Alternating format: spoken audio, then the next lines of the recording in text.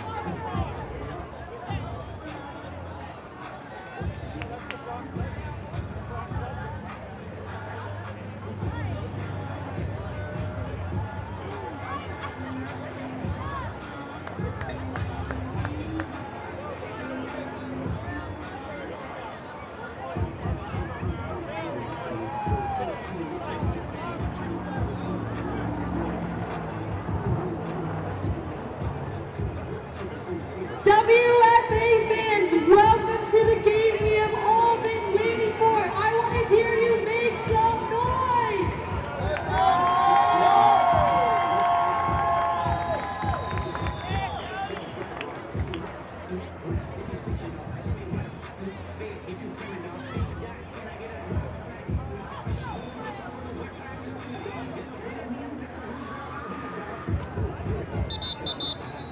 Let's go!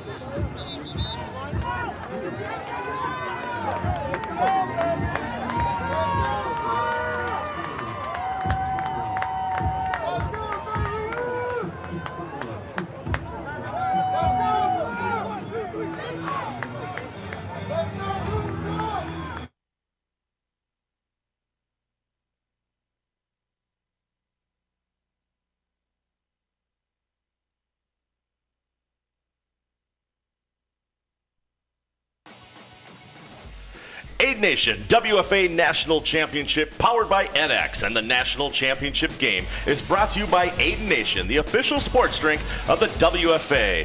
Welcome back to the Women's Football Alliance Pro Division National Championship game. We're going to send it down to the third member of our broadcast crew, Susie Cool. Thanks, Brian. Today's Pro Championship features 2 teams that are no strangers to chasing titles. DC in search of their 4th, and St. Louis in search of their 6th, their 2nd in the Pro Division. DC has been consistent all season long, and they quite literally fought their way into this championship game with a 2-point conversion in the final minutes of their semifinal matchup against Pittsburgh. St. Louis, a powerhouse all year long, averaging 49.2 points per game, and their defense allowing an average of just 8.7. A Slam center, Caitlin Erickson, said that you can expect a well-balanced matchup between these two teams today. It'll be physical, there will be a lot of hard hits, and great passing from two great quarterbacks. Brian? Thank you, Susie. And as you saw during the Susie's report there, the game has started. What a great return by the DC Divas, Conchera Johnson. And we already looks like we have a St. Louis Slam player down on the field. Alex, we talked a little bit pregame about what we could expect in this game, but we really didn't have time to dig deep into it. What do you think we can see in this Pro Division Championship matchup? Well, the best thing that you can see about this game, Brian, is you can see the offenses. Your number 1 and number 2 passing offenses in the WFA's Pro Division this year. Expect the ball to be flying and expect the wide receivers to have a major impact in this game. Specifically for DC, Amanda Congialdi had what I would consider to be an MVP caliber season. The 16 touchdowns, the 5 interceptions in the regular season, but the way that she was able to orchestrate comebacks when it felt like, especially in that conference championship against Pittsburgh, you're down 3 scores, you figure you got no chance, but she just has a way of keeping teams in games. The Magic Congialdi and the DC Divas offense is ready to take the field as we see St. Louis Slam's Jennifer Tussey make her way over to the sideline after that kickoff injury. To try to get an update on her condition just a little bit later on. So Congialdi waits to take the first snap in DC's first return to the national championship game since 2016.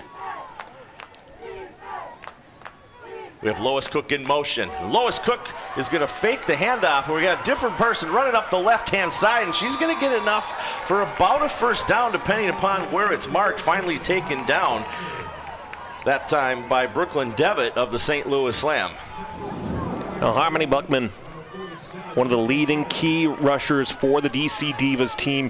Good trick play ran by DC. You send Lois Cook in motion from left to right and then allow for Buckman to carry that ball up the left side. This time Congialdi makes a completion to Cook on the left-hand side, and Cook is going to reach forward, and they're going to give her the first down. First down, DC Divas. And this is exactly what you want, too, if you're DC. You want to be able to have quick-moving offense where against St. Louis, you know that it's a team that, aside from games against Minnesota and a garbage time touchdown against Indiana, this is not a defense that gives up a lot of points.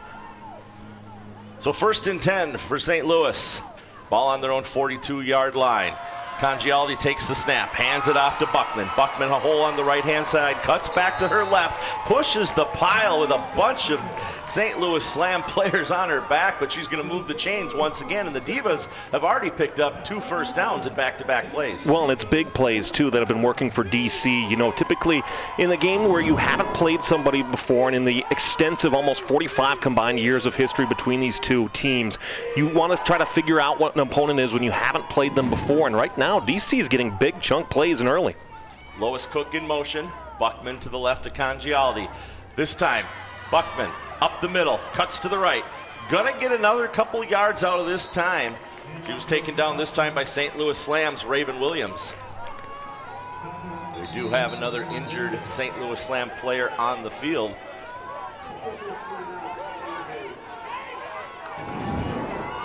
Looks like this time it's Kate Johnson of the Slam as we see the replay here of Buckman cutting to her right. And if Buckman can keep getting rushes like this is going to be a really good boon for what DC is. We'll talk about the quarterbacks as they're really the focus of these teams. But in terms of both teams getting a ground game to help complement that, looking at the stats between Amanda Congialdi for DC and Jamie Gall for St. Louis, both of these players played point guard in basketball. And you can see where that's translated well into their quarterback comparison. Both almost 1,400 yards apiece. The touchdowns, 41 combined touchdowns between the two. And when you're throwing about 62% between the two on average, that's a really good quarterback play. And what you expect at this high level, great seasons both for Congialdi for the Divas and Gall for St. Louis. As the medical team still out on the field looking at Raven Williams of the St. Louis Slam. Williams had the tackle on Buckman there, so looks like something might have happened when they rolled over on that.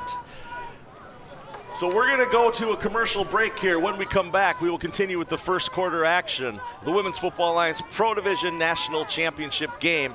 All tied at 0 right now. We'll be back after this on ESPN2.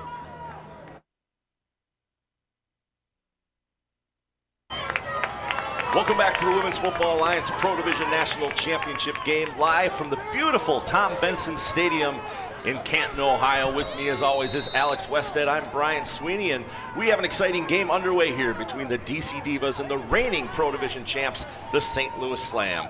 DC Divas looking at second down, 6 yards to go. Congialdi takes the snap, throws it off to her right. She has a completion to her player, gets up enough for the first down. Once again, Buckman was the completed player that caught that ball and moves the chains for DC. And Alex, we're seeing DC make easy of the St. Louis defense so far. Well, and it's early, quick passes, too. This simple pass out into the flat for Buckman, who just takes advantage of the speed and the space that St. Louis gave her on that far side of the field. And it's turned into really big plays for DC in this first quarter.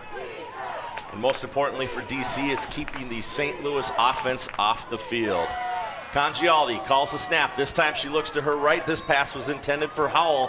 Falls incomplete, just out of her reach. Going to bring up second down and 10. And I think that's the big storyline, Brian. You look at these two teams structurally, and you look at their stats, basically even, up and down team-wise. On offense, defense, special teams, all the above. A lot of people in the WFA at the pro level were talking about St. Louis's strength of schedule, where they only had in the regular season a handful of games against real title contenders. And now that they're getting another good test here today, let's see how this DC defense is able to prevent St. Louis and their offense. Second down and 10 for Congialdi. Play clock clicking down close to 0. Gets the snap off in time, hands it to Buckman. Buckman goes up the middle, cuts to her left, picks up about 3 yards on the play before taken down by St. Louis's Mary Alterpeter. And Alterpeter, one of our impact players for the St. Louis Slam. Not the leading tackler this year for St. Louis, but every time you run her direction, whether it's going low, going high, she will make you feel that hit and make you think twice about running at her again. Third down and a long 7 for the DC Divas on their opening possession of this game. Congialdi takes a snap, looks to her right. She's got an open receiver. Receiver's going to get enough for a first down, and once again it's Buckman, who's already being a strong player in the first quarter for the Divas. And it's another simple wheel route out into the flat that St. Louis is not having somebody that comes down and spies on that territory. Look at that space that Buckman has on the right side, and it takes a while before the first player in Moore to get over and stop Buckman from going any further. Fresh set of downs for the Divas. Buckman stands to Congialdi's left. 2 receivers wide left, 2 up top. Congialdi takes the snap. Gonna air it out to the right-hand side. She's got a receiver open, and it's in and out of the hands. This time intended for Sienna Britt, who almost had a touchdown there. Great coverage by the St. Louis Slam. Now, Sierra Morgan is on this ball all the way. And maybe if you wait just a half a second on the jump, maybe you can get your hand on that ball. Maybe you can get that interception. But good enough of a tip just to be able to knock it out of the hands and out of the reach of Sienna Britt. Second down and 10. DC heavy to the right. Lois Cook in motion, cuts back. Hands it to Buckman. Buckman's going to pick up a few yards and is spun down by Keandre Daniels of the St. Louis Slam, but she picks up about a yard on that carry. And that's the first play that they ran from scrimmage here this afternoon, too. You send Cook in motion from left to right, have her cut back to be that second running back, and then it just becomes an option play, and you give it to Buckman as you did on the first play that you ran. And it's another good play, but this time St. Louis made the adjustment. They were ready. So they're going to mark it as third down and 10. Second, third down opportunity for the Divas in this opening drive. Congialdi calls for the ball. Going to air it to her left. She's got an open receiver. Great pass. Great pass called by Dana Blakey of the DC Divas there. And that's going to get them into first down and 10 category at the 11-yard line. And this pass for Congialdi, you think about sometimes a quarterback does too much. This is not that. This is taking advantage of what a defense is giving you. Simple out route ran by Blakey, and a good connection again for DC on this drive. Great opportunity for the Divas here. They're able to pick up another first down if they need to without getting it into the end zone. Congialdi going to keep the ball herself. She scrambles. She cuts to the right. She's looking for a block. She's got a block. She's going to cut back to the left. Congialdi is taken down at the 2-yard line on a great run when her pocket collapsed around her. And that's perfect quarterback awareness. Again, the experience Congialdi has, not only playing as a wide receiver for the Divas in the past, but being a point guard for Penn State Brandywine. You see the play develop, you see that it disappears, and then you take it off and run, and you get a great block on the right side by Howell, who gives you enough space to get even closer to that goal line. And this has been really, Brian, a perfect drive for the Divas against the St. Louis defense.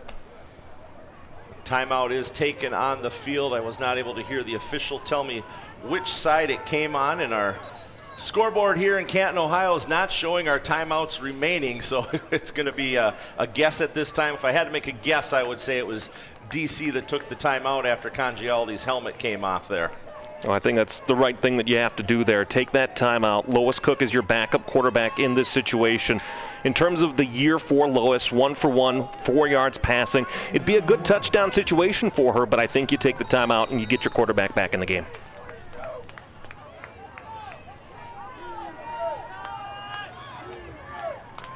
So it looks like Lois Cook is going to be taking the snap. Gabriella Johnson lines up to her left-hand side. Cook in motion. No, Johnson, the quarterback, going to keep it there herself. She's going to be taken down for a loss by the St. Louis Slam. Well, and Johnson with a combined 3 carries, 6 yards, 1 touchdown in the regular season for the Divas. You go for that same style of option play, but St. Louis, the third time they've seen it now, the third time is what had the best result of those 3. So Congialdi, after having to sit out a play for her helmet coming off, checks back onto the field. A great leader on this team, and you and I had an opportunity to talk with her Thursday night at the team hotel and had a lot of positive things to say about the players around her and the staff in DC. So Congialdi looking at 3rd down and 4. And we're going to have a timeout on the field. Flag thrown in the backfield, but it looks like the timeout was called prior to the flag being thrown.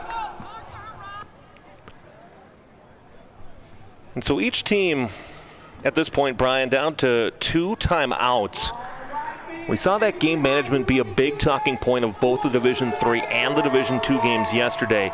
And good awareness again by the coaching staff here for DC, recognizing the play clock down towards 0, taking that timeout and saving you from that 5-yard penalty. And you talk about the coaching staff. You look at Alicia Marful of the DC Divas in that conference championship game against the Pittsburgh Passion 2 weeks ago, deciding to allow her offense to go for 2 points and the win instead of just going for the tie. Well, and an opportunity, too, that Amanda Congialdi and the DC players that we talked to said that they had that plan for a game against New York, but were never able to do it and go for the win. And so the decision was made, and it was maybe one of the wildest conclusions to a football game at any level, anywhere that we've ever seen, because it was bonkers watching that from the Steel City of Pittsburgh. So the huddles break, timeout is over. 2 timeouts remaining for each team. Now that they were able to get the scoreboard fixed with the timeouts for us here. DC driving 3rd down and 4 on their opening possession of the Pro Championship game here for the Women's Football Alliance in beautiful Canton, Ohio. Congialdi making a couple adjustments to the play at the line. Waits for the snap. She's going to drop back. She's going to throw it across, and it's just out of the reach of Howell. Howell had a defender on her back this time, but just couldn't pull that ball in for the touchdown. Good out route and a ball that was well intended, but just a little out of the reach of Howell. And now decision time for DC. You have a place kicker where a field goal is an option here, well within the range. But with a team like St. Louis, the 6 may be more important than the 3 here. So the Divas decide to go for it on 4th down, knowing they can still get a first down if they need to. Little trick play, throw it off to the left-hand side. She's going to get some room there. Going to get pulled down. The ball carrier, Sienna Britt, unfortunately not going to be enough, and the St. Louis Slam, Alex, are going to take over on downs after that drive stalled out for the Divas. Great play call offensively by Ron Prem, the offensive coordinator for the DC Divas. But Brooklyn Devitt, the leading tackler for St. Louis, comes over, reads that play well, and makes a great tackle to prevent the drive from being extended. So now for the first time today, we're going to get to see Jamie Gall and the St. Louis Slam offense as they make their way onto the field wearing all black uniforms when a game time temperature of just under 90 degrees, and you said the real feel was a little bit over 100. 106, and then you add the turf factor to that as well, where that superheats it. It is toasty down on the field, but something that these teams are used to in the climates that they live in. So Jamie Gall takes the snap, hands it off to Humphrey. Humphrey on the left-hand side. She's got a first down and easily gives St. Louis some more room to work with here. Now, and Jamie Gall knows that Jada Humphrey in the backfield behind her is a perfect player to go to in these backed up situations. Humphrey, 72 carries, 601 yards on the year, 8 total touchdowns. When you give yourself that breathing room and you have that safety valve in Jada Humphrey, she's been one of the best running backs in this league for quite some time, and I've loved being able to see for us in Minnesota how she has expanded her game over the years. Fresh set of downs, first down and 10 from their own 15-yard line. St. Louis moving left to right over on your screen.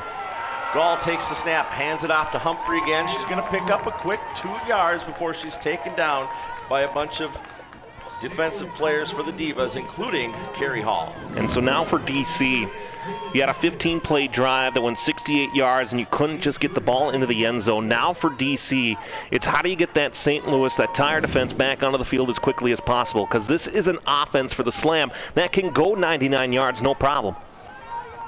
3 yards on that run for Humphrey. Makes it 2nd down and 7.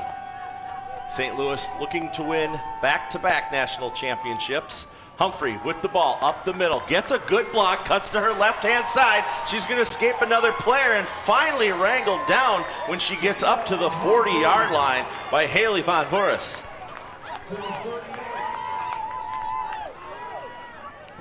Well, that's what good runners do. They take advantage of what your team is giving you.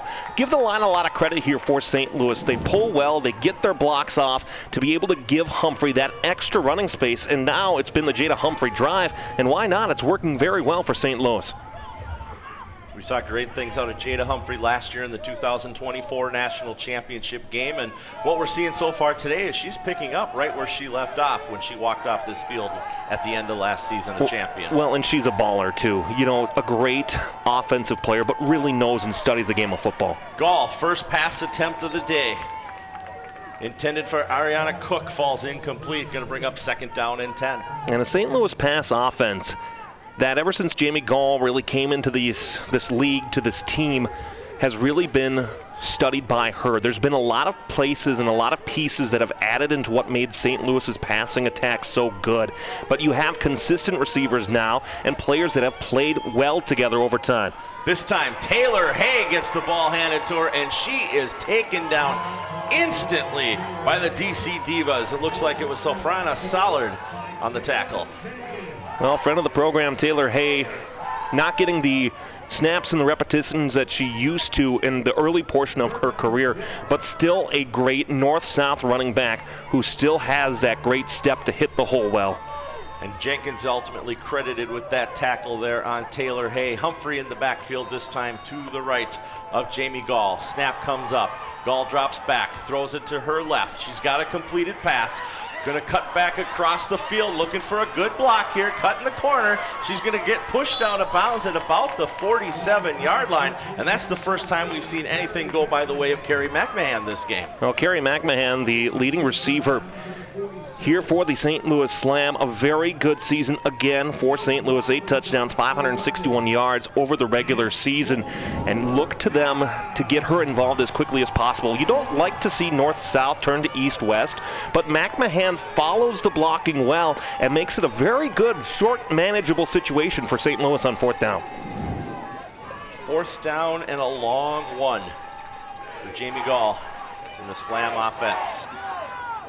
Jada Humphrey lines up just behind Gall.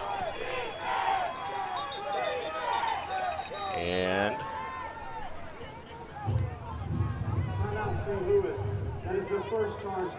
St. Louis electing to use a timeout here at this game, as there was something in the DC defense that they didn't necessarily like to see. Well, what I like here for the Divas, who are the ones who are taking the timeout here, I like that they are looking at what the offensive structure of St. Louis is, and you can watch film on a team, you can see it live, but to be able to see what they're throwing at you and make the adjustment, you have a timeout in what still is a scoreless game and what's been a good defensive drive here for DC. Yes, you let Jada Humphrey have a couple of big impact runs, but if you can get off the field here in a midfield situation, the tough part though, St. Louis can spread them out as good as anybody and can really open up their playbook. So coming out of the timeout, DC Divas defense makes their way back onto the field. And their defense this year, Alex, really did well. And I mean, it's great to see. They are allowing, 6.2 penalties per game for DC on average is a little high. But so far this game, they've been playing penalty free. So Gall waiting for the snap. Ball is up. Hands it to Humphrey. Humphrey cuts to her left. She's going to have enough for a 1st down. Taken down by Van Horst. And exactly what you wanted to cue up for St. Louis with the effectiveness of Jada Humphrey. Again, you can load the box as much as you can, but that just opens up the pass game for St. Louis.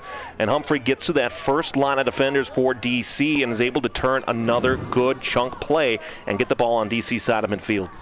So 1st and 10 from the Divas 48-yard line. Jamie Gall having one of her best seasons for the St. Louis Slam.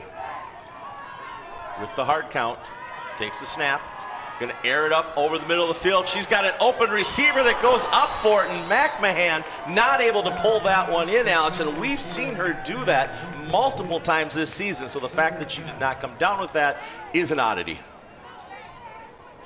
I mean, perfectly ran route by McMahon here. Good ball from Jamie Gall, too. And it's one of the balls that certainly for McMahon, you head back to the huddle thinking about what your next play is. And this is one that you want. You're past the secondary. If you catch that on the run, you're in the back of the end zone. McMahon certainly will want that one back.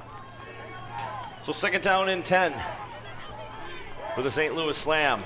Ball is up, going back to Humphrey. Humphrey gets a good block up the middle. Fumble on the play. It's going to be scooped up by the DC Divas, and she's dragging those players with her. What a great fumble recovery by Ricky Rivas.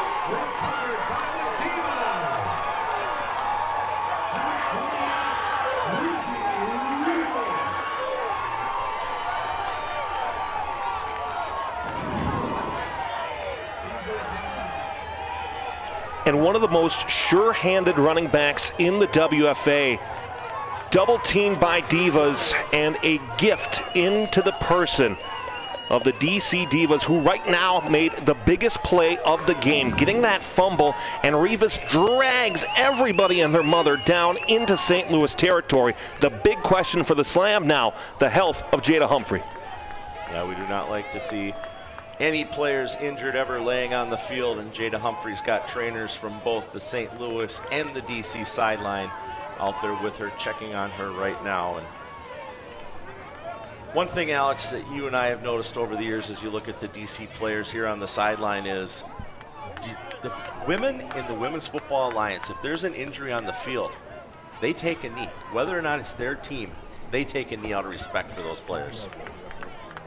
And it's what we talk about, all the time, the camaraderie and the compassion and the sportsmanship that we see in the WFA more times than not. And Susie Gould has an injury update for us. Susie? Thanks, Brian. defensive back Kuchera Johnson with DC. She has a stent on her right ankle. It's wrapped and it's iced. It's safe to say she will be out for the game. And number 61, Tay Johnson, an offensive lineman with St. Louis. Her left leg is elevated, and it is to be determined if she is going to be back as of right now. Brian? Thank you, Susie. Yeah, the heat plays into this, dehydration. We often see people with drinking pickle juice down on the sideline, but both teams have great medical staffs on site. We were commenting earlier about the tables on the DC Divas sideline, and you can see a table over there on the St. Louis Slam sideline as well. So, second possession for the DC Divas. This time, handed off right away to Whitney Sims. Whitney Sims is going to get back to the original line of scrimmage. She's not going to have anything more after that. But it's the climates again, too, that both St. Louis in Missouri and DC in the Beltway are used to having. But that turf just makes it all the more difficult, and hydration is so pivotal here. Even, too, the regular start time for most of the games in the WFA are Saturday nights at 7 p.m. local time. This is at 2 p.m. local time here in Canton, Ohio. A very different atmosphere. So Congialdi is looking at 2nd and 10 for the second possession of the Divas. Awaits the snap. She's going to throw it to her right. She's got a completion. Great job escaping that first tackle, but then coming in to take her down is Kaylee Nutzling. Well, Nutzling has been such a star for St. Louis over the years on all three aspects of the ball game, whether it's kicking, whether it's returning, whether it's defense. She's all the way back there at the high safety slot, and you see how she just tracks that ball so well as Kelly made the reception for the Divas, and she finishes that tackle going high and pulling all the effort down to stop any further. Gain of 3 officially on the play, 3rd down and 7. Congialdi looks over the line, decides what she wants to do, calls for the snap, gonna throw it to her right, her left. The pass is complete. A great reception this time by Kelly, and she's gonna move the chains and pick up a first down for the Divas.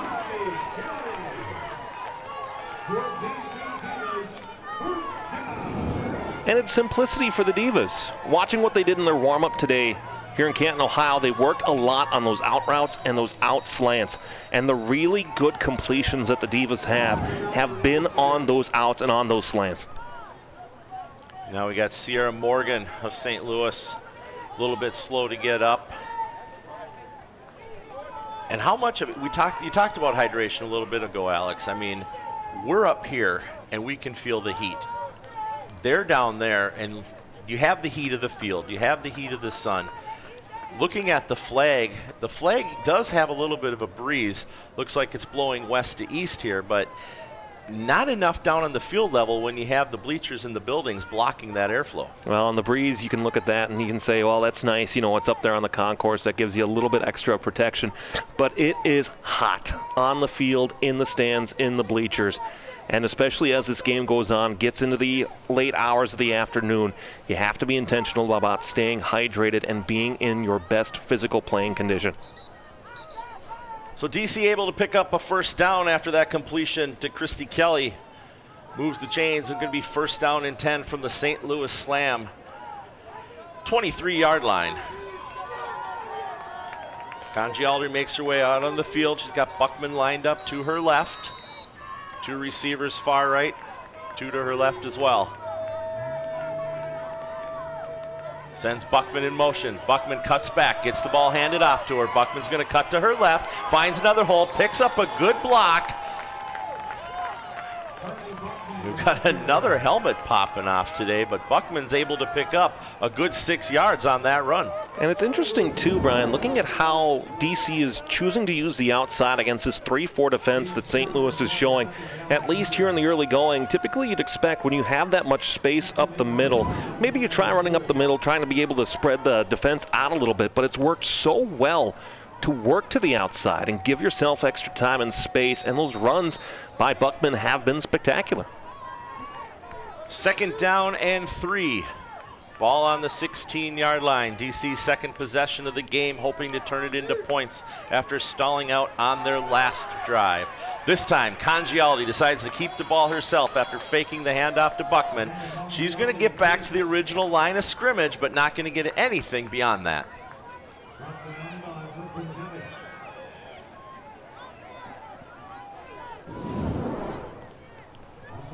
Well, and certainly that's the option play at its best moment again. You can see that St. Louis is ready for it in this instance. And Congioli will keep that in the back pocket, thinking about how do you attack again when you have the option plays drawn up in your offensive playbook for Ron Prim and the Divas. 3rd down and 3. And we got DC using another timeout in this, the opening quarter of the game.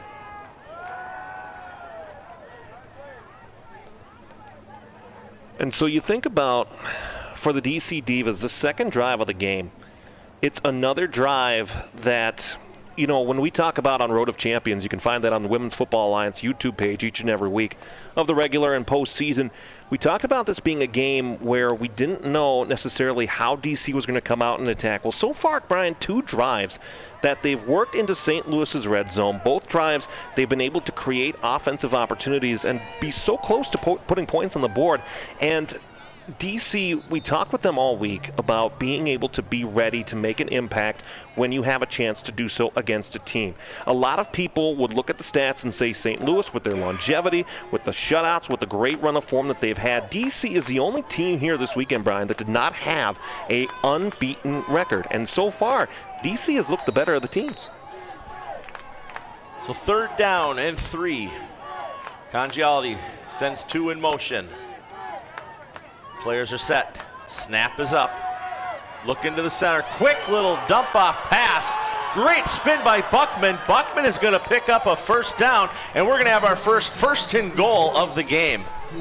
And Amanda Congialdi got destroyed by Brooklyn Devitt on the play. There's a penalty marker on the high side of the field, and Devitt is going all the way to the quarterback. And in some leagues you might say, well, where's the flag for a late hit? It's so bang on it that I can definitely see why the flag was thrown there. And that is a big hit by a big defensive player. And you think about, too, how important it is, the health and the safety of all these players. That's a big defensive hit by Brooklyn Devitt.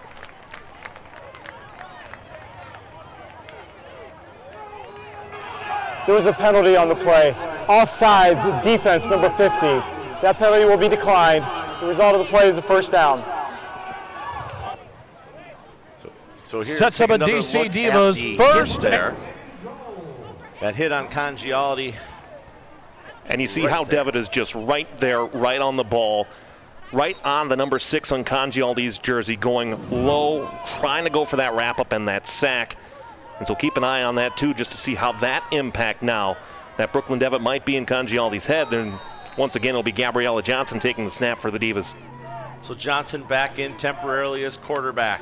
Buckman gets the handoff. Buckman cuts to her left, and she's going to be tackled hard by LaFleur of the St. Louis Slam. And Maya LaFleur is a player for St. Louis that, in terms of the time that we've seen St. Louis, we don't talk about her a lot. She has just 9 combined tackles in the regular season, but the impact that she has when she makes it is good. Look at that perfect wrap-up tackle. And St. Louis, again, they're backing up, but right now they are not breaking in this spot. And we have reached the end of the 1st quarter of the Women's Football Alliance Pro Division National Championship game between the St. Louis Slam and the DC Divas. We are all tied up at 0 from the Tom Benson Hall of Fame Stadium here in Canton, Ohio. We'll be right back for the 2nd quarter after this.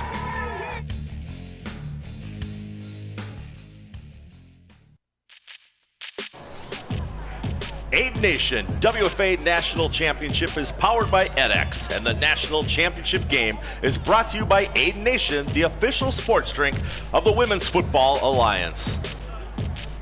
Welcome back to quarter number 2 of the Women's Pro Division National Championship game, where the St. Louis Slam and the DC Divas are currently knotted at 0, but the DC Divas are looking at a 2nd down and goal situation. Well, and think about, too, St. Louis is a good defensive team. The shutouts that they have this year, they are plentiful. And so far, one opportunity where they've gotten down and low and they've stopped the Divas. Can they do so again? So Congialdi back on after that injury. Escapes 1 tackle. She's going to keep the ball herself. She's going to cut back, throws a great block before she's taken down, but what a job by Congialdi lowering her head and blocking on her own behalf. In our introduction, we talked about resiliency for the DC Divas and how when they get down, they pick themselves back up. Amanda Congialdi is the personification of that. She gets a little extra time, she gets a little extra protection as Davis took out her own player defensively for St. Louis, just giving Congialdi that extra time to run up the field to the right side and lowering the shoulder, lowering the helmet. Hard-nosed football by the DC Divas quarterback. Buckman and Britt both trot off the field. Sims gets the handoff. Sims cuts to her left, goes back up the middle, throws a great block for herself. She's reaching forward, looking for the sign. Touchdown, DC Divas!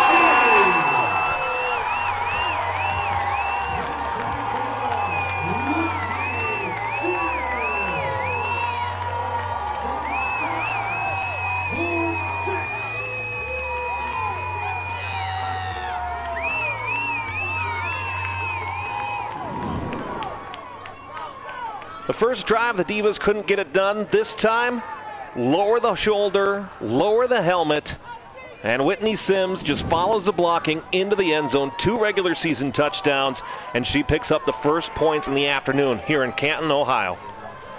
Smith lines up for the point after. Snap is down, kick is up, and it's good. So with 13:53 remaining here in the first half of the Women's Football Alliance Pro Division National Championship game, the DC Divas strike first and lead the St. Louis Slam by a score of 7-0.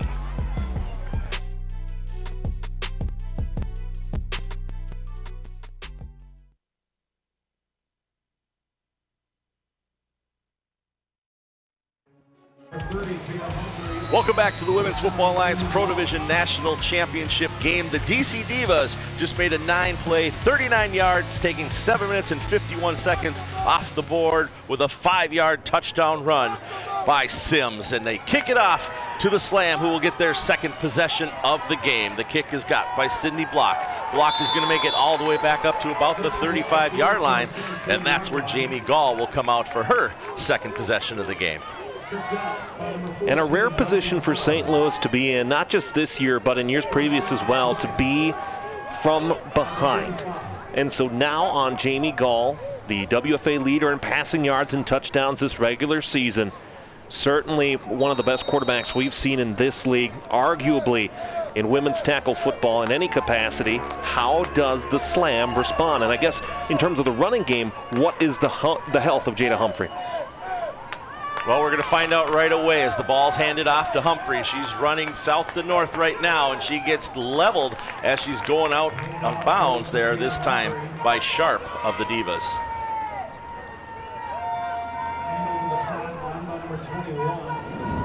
So one thing, Alex, that I think we should mention that you and I were able to pick up on the break is currently the quarterback for the DC Divas, Amanda Congialdi, is sitting on the table having her team look at her.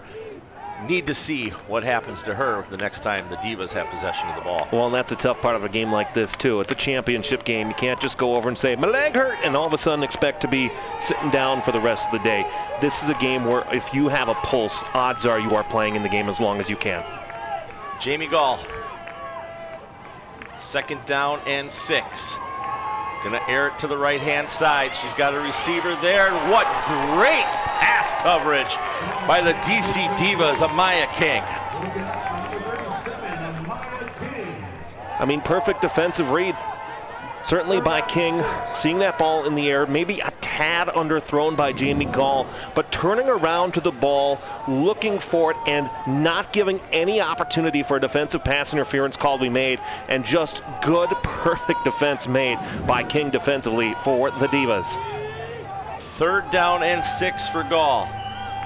Slam looking to pick up a 1st down on this drive. Gonna hand it off in the backfield, gonna get a couple yards, and she's gonna get her forward progress of about a yard. But beyond that, there's nothing to go for the Slam on that carry. On Taylor Hay on that carry, again, that north-south, run right into the pile, follow your blocking type of rusher. And now a big moment in this game for St. Louis on 4th down. But it looks like punt formation as McMahon goes back. McMahon is out onto the field to punt. St. Louis, after seeing how DC went down and scored, can't risk turning it over on their own side of the field on a 4th down.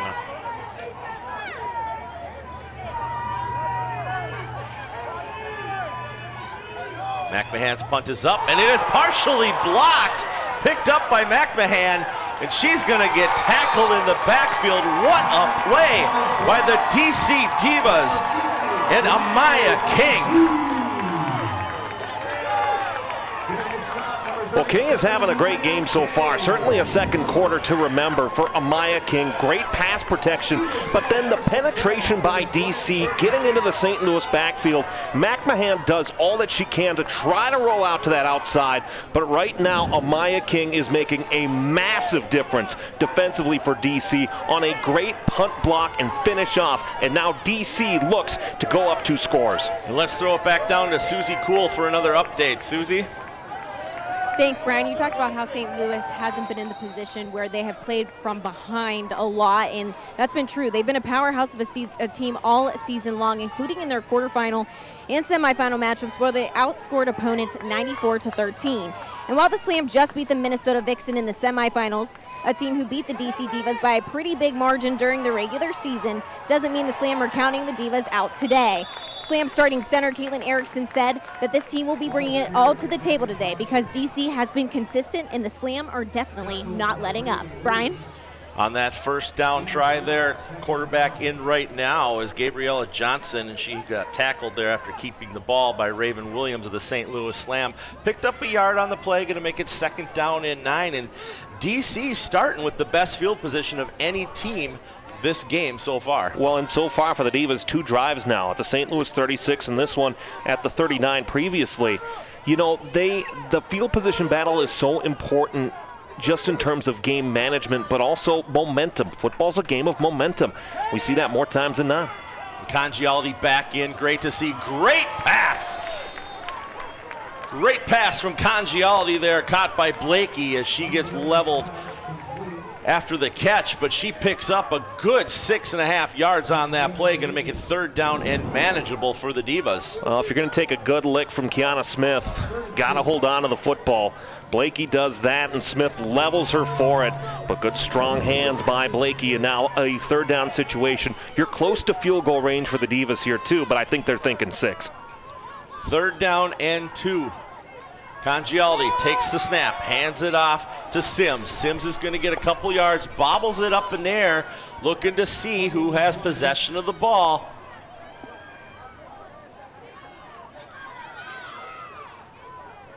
It's recovered by the Divas. And it is recovered by the Divas, so they'll retain possession.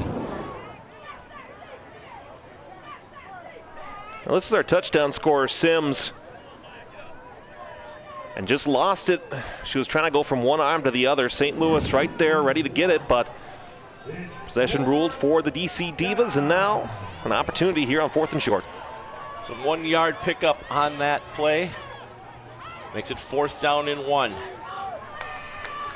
Congialdi has Sims standing to her left. Going to hand it off to Sims. Sims is going to escape a tackle from the back of her neck. And she's going to lunge forward but not pick up enough for the 1st down. And St. Louis is going to take over on downs.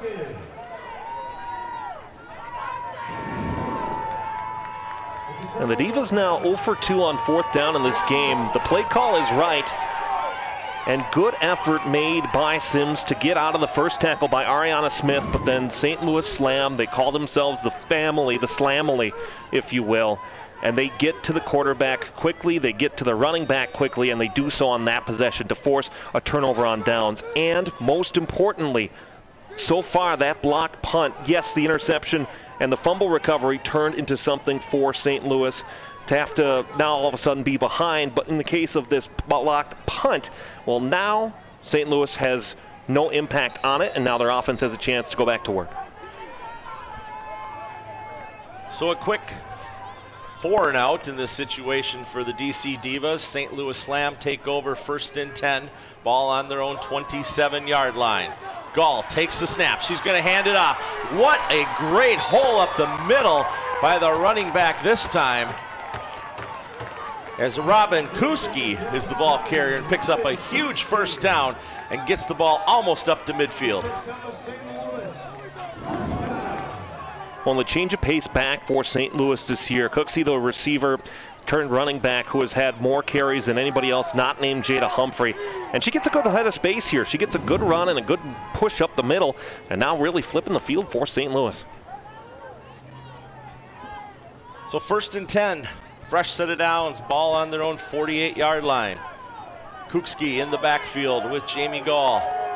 One receiver to her left. Gonna hand it off, gonna fake the handoff, looks to her right, airs it up. She's got an open receiver, and this time it is pulled in by Richardson. Richardson with a great first down for the St. Louis Slam.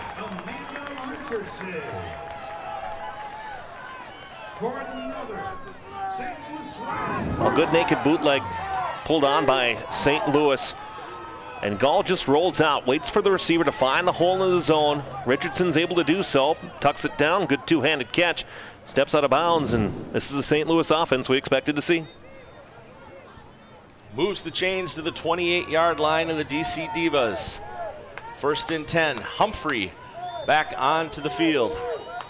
Gall waits for the snap, hands it, Kuski again. Kuski's gonna bounce off a couple tackles and get a few more yards. Gonna gain 2 on that play, gonna bring up 2nd down and 8. So again, for St. Louis, you really have your playbook open and at your disposal here. You're thinking about 4-down territory. You have the opportunity to think about going for a field goal here. The place kickers are good for St. Louis, but again, right now you're thinking 6. Back on the table again for DC's Congialdi. She was able to be out there for that last possession and came right off the field back over to the trainer's table where she's getting, looks like her ankle taped up. So 2nd down and 8 for St. Louis. Gall takes the snap. Kuski with the ball, cuts to her right. Gonna get pushed out of bounds hard by Sharp of the Divas.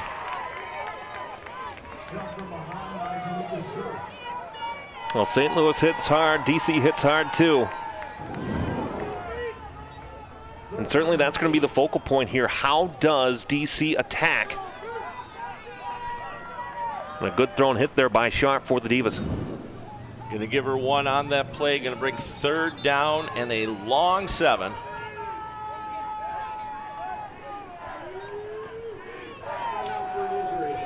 Let's talk about the St. Louis offensive line too. You see 3 of them on your screen. It's important to see certainly how well offensive lines play. And, you know, the game is controlled at the line of scrimmage, both on the offensive and defensive sides.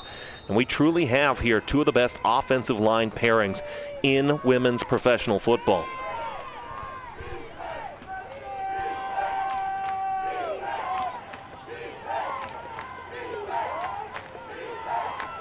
Gall waits for the snap.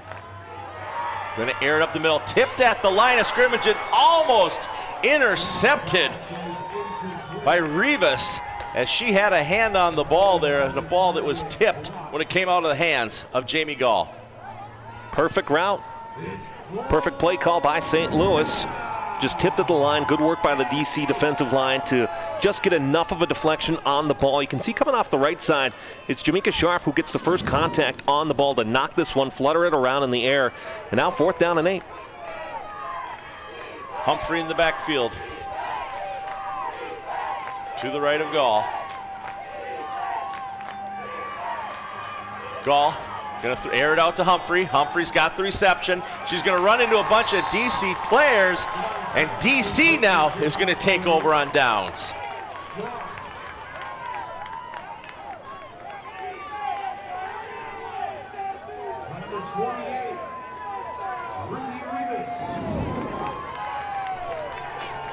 I like the hesitation by Jamie Gall. You can throw that right away, but good job of waiting.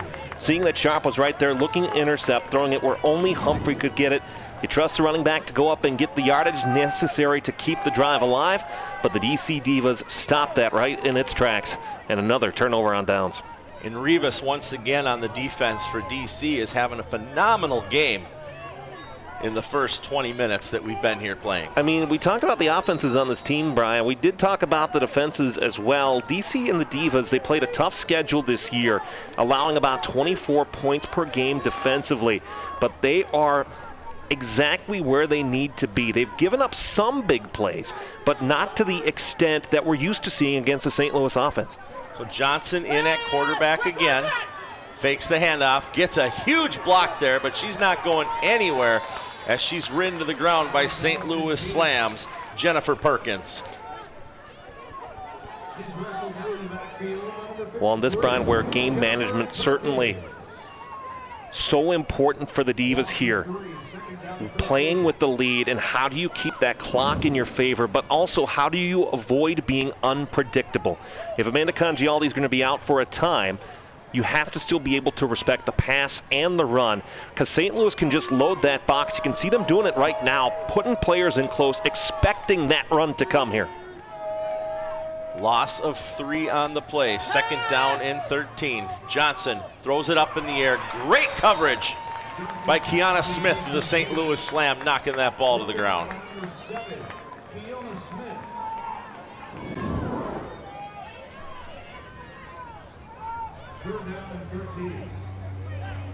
Good offensive line protection too. Good ball. That was thrown. Kiana Smith just right where she needs to be to block that down. And again, stopping the clock here on this drive too. St. Louis still with their 2 timeouts. A lot of time left in this first half of play. St. Louis will get the ball on the other side of the halftime break, and so St. Louis can play comfortably here. You're only down a score. You don't need to go crazy quite yet. 3rd down and 13. Johnson takes the snap. Pockets collapsing around her. She's going to get taken down in the backfield. It's a sack for the St. Louis Slam, but we do have a flag on the play. Smith with the big tackle there on Johnson. Waiting to see what the call will be.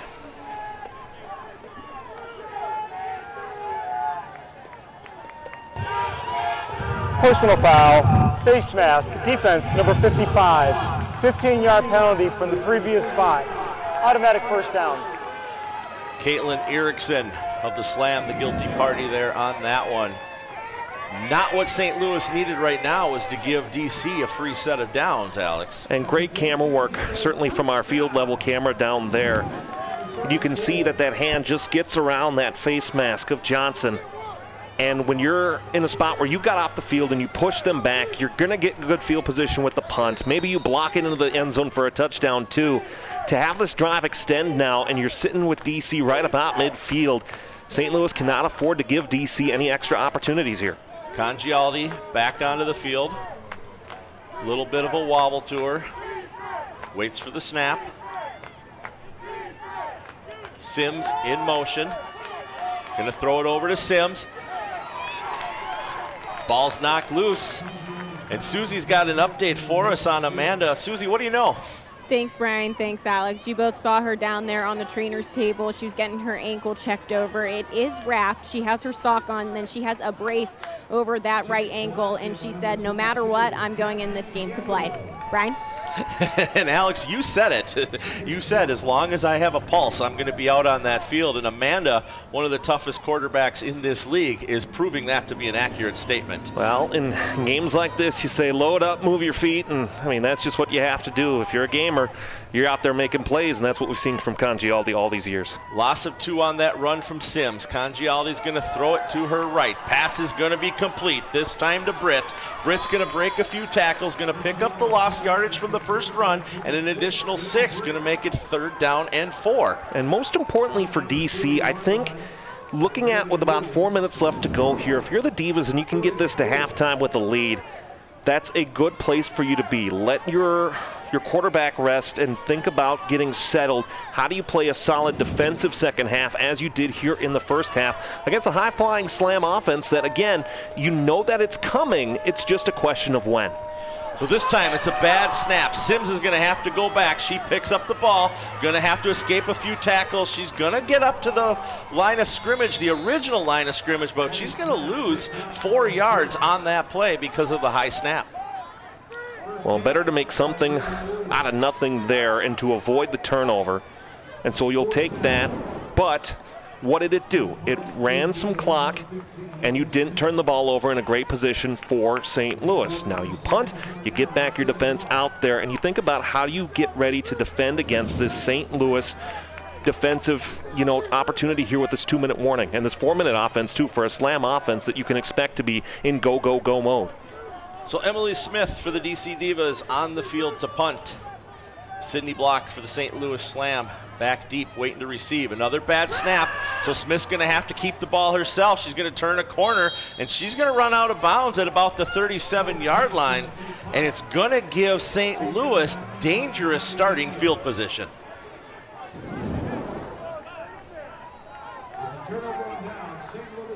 Trouble with the snap. A ball that bounces on a hop. And for Emily Smith, you're tucking it down, you're trying to run to the outside. You probably better have a better outcome when you kick that ball away. And now you're giving St. Louis a short field, almost 3 minutes of time to work with. We'll see if this backfires for DC, but right now, dangerous moment in this game for DC, not being able to get the punt off.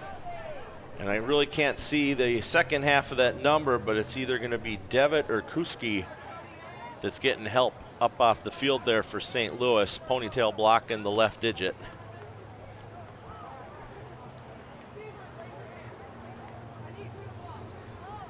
Yesterday, Alex, we did the Division II championship game, and Matt Fargo and Donna Wilkinson did the Division III championship game, and there really wasn't a lot of injuries in either of those games, but here we are in the second quarter of this game, and we've seen more than a handful already. And that roster management, and whether it be hydration, whether it be staying loose, staying warm, staying flexible, it's so important in these games because even missing a play can have a massive impact on the scoreboard. And that is Devitt. I was able to see the left-hand number there as she was walking off the field. So Brooklyn Devitt going to head over to the St. Louis bench and get herself looked at. And out onto the field comes Jamie Gall in the St. Louis offense with 2:58 remaining here in the first half. Women's Football Alliance Pro Division National Championship game.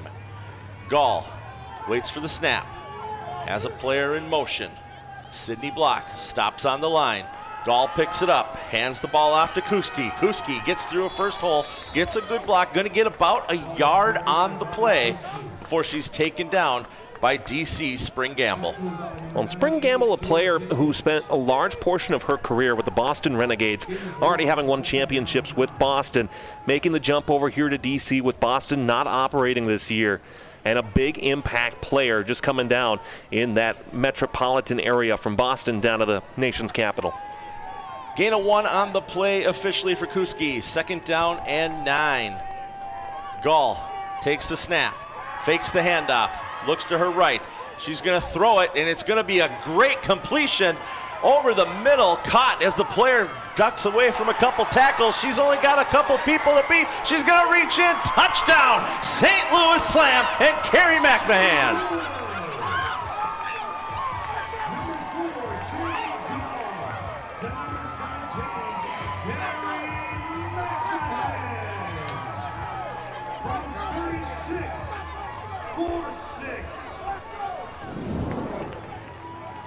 And you can only play with fire for so long against a really good offense. Play action so well. Gall rocks, cocks, and fires. And then all of a sudden, this is what Carrie McMahon does so well. Turning up the field, creating space for herself, knowing where that pylon is, and the Slam are on the board. So Nutsling out to attempt the point after. Kick is up, and this one is partially blocked, so the kick is no good. So with 2:06 remaining here in the first half, DC maintains their lead over the St. Louis Slam by a score of 7-6. And for a drive for St. Louis, 2 plays, 37 yards, very, very quick time off the clock, less than a minute elapsed. This is a spot now where if football is a game of momentum, you got the touchdown you needed, but you missed the extra point. So now how does your defense respond knowing that you can still go into this game with the 2 timeouts that you have. You can still go into the halftime break with some clock to be able to work, because you have your 2 timeouts, you have the 2-minute timeout, and the opportunity still exists for St. Louis, if they get a defensive stop, to get some more points back on the board. So, Alex, we talked on Road at Champions that we expected this game to be a little more high scoring in the first half, especially when you have Gall as a quarterback and Congialdi as a quarterback, and such great receivers on both teams as well, like Buckman and McMahon. But here we are, 2:06 remaining in the first half, and it's only a 1-point game, and each team has only found the end zone once so far. Which I think, as this game goes on, and right now DC has too many players on the field, they got 12. Nope, 11. Sorry, White Bear math. But in terms of what happens there, like, give it time and let that ball roll out of bounds. Great. How about that?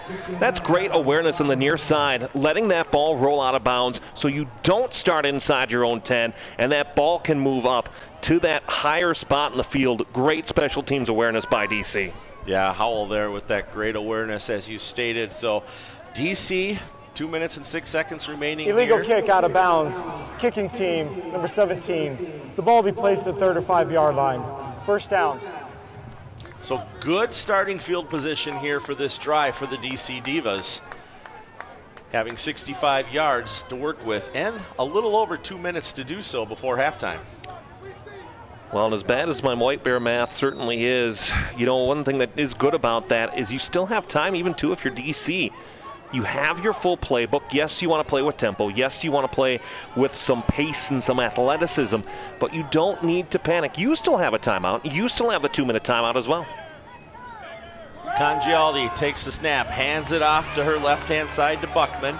Buckman escapes a tackle, but is going to lose a yard on the play. Clock continues to run, and it's going to stop at our 2-minute timeout, Alex. Well, and so here in this 2-minute timeout, you still have the opportunity.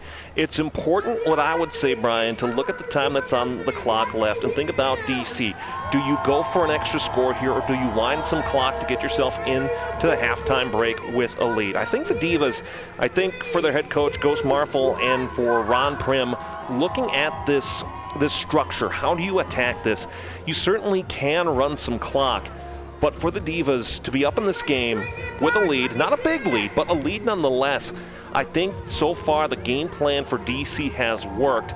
But St. Louis is making adjustments. You can see how on that quick drive, that 2-play drive, that there was enough changeover to be able to really start moving the ball well. It's going to be on Kerry McMahon to start having those big impact plays that we've seen here in that last drive. And so how do you back that up now when you spread the ball out? How do you get a Kiana Smith involved? How do you get a Sydney Block, who was instrumental in the conference championship against Minnesota, to be able to have that same kind of an impact? And I'm really curious to see what we have in the second half. Well, we'll find out when we get to the second half, and during our halftime today, we will have a special coverage from Matt Fargo and Donna Wilkinson, who are getting set up down at the halftime desk, down on the concourse level here of Tom Benson Stadium. They'll have coverage of this game, highlights and scores from yesterday's Division II and Division III championship games, and maybe even a preview of the All-American game yet to be played today. Well, and here, Brian, our 5th season in Canton, Ohio, 4th time being on ESPN2. You know, we've really been the first women's tackle football league to have our games broadcast, not just on ESPN2, but both conference championship games being on ESPN+, and the growth of the Women's Football Alliance that we've seen in our time here. So Congialdi takes the snap, throws it. This time it's complete to Buckman. Buckman's going to get back the yards that were lost in the first play, going to pick up an additional 4 on top of that, going to make it 3rd down and 6. 3rd and 6. You know, we talk about the growth of women's sports, the growth of women's football. You look at the number of women's sports bars that are opening up across the country. I know back home in the Twin Cities, we have a bar of their own in Minneapolis.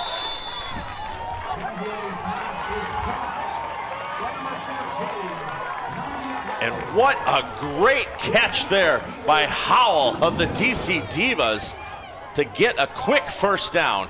It's the out routes again for DC and the tip drill by Howell.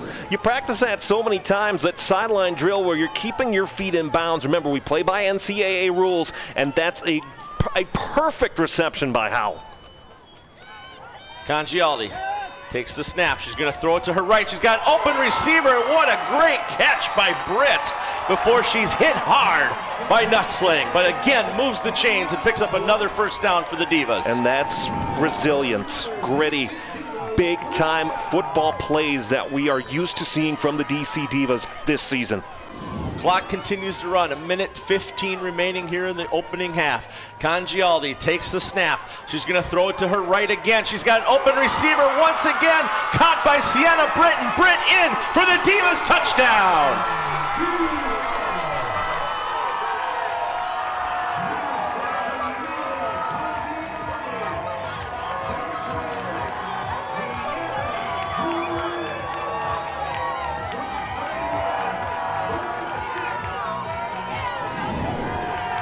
All week long, the Divas have said they are not afraid to play against St. Louis.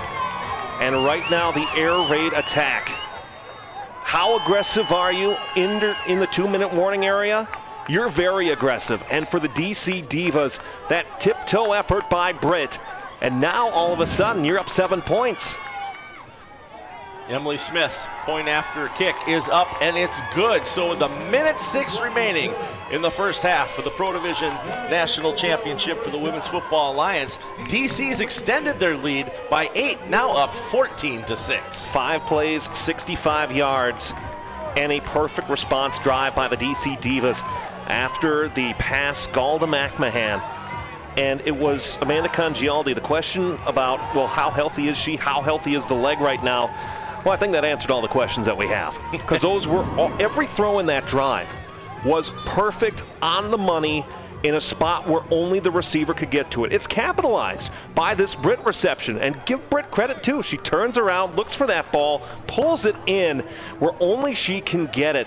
And if you think about offensive structure, if you think about being able to game plan for an offensive team, you cannot draw it up any better than the Divas did on that possession. That's perfect, Brian. Raven Williams, the defender on that play for St. Louis, had she turned around, might have been able to do something about it. But at that time, Britt was just too far in front of her to stop her from reaching the end zone. But still, even if you're St. Louis here, you're down by 8 points. You have 1:06. You have 2 timeouts. And good coaching here by Quincy Davis not to use those timeouts, figuring that at some point you're going to get the ball back. And with how pass-happy DC can be in those 2-minute drills, that's good coaching by St. Louis, and we'll see what happens with the time and the timeouts they have. So Kelly kicks off the ball for the Divas. Into the hands of Block. Block's got room up the middle. She's going to get a couple blocks, going to make it up almost to midfield before she's taken down at the 47-yard line.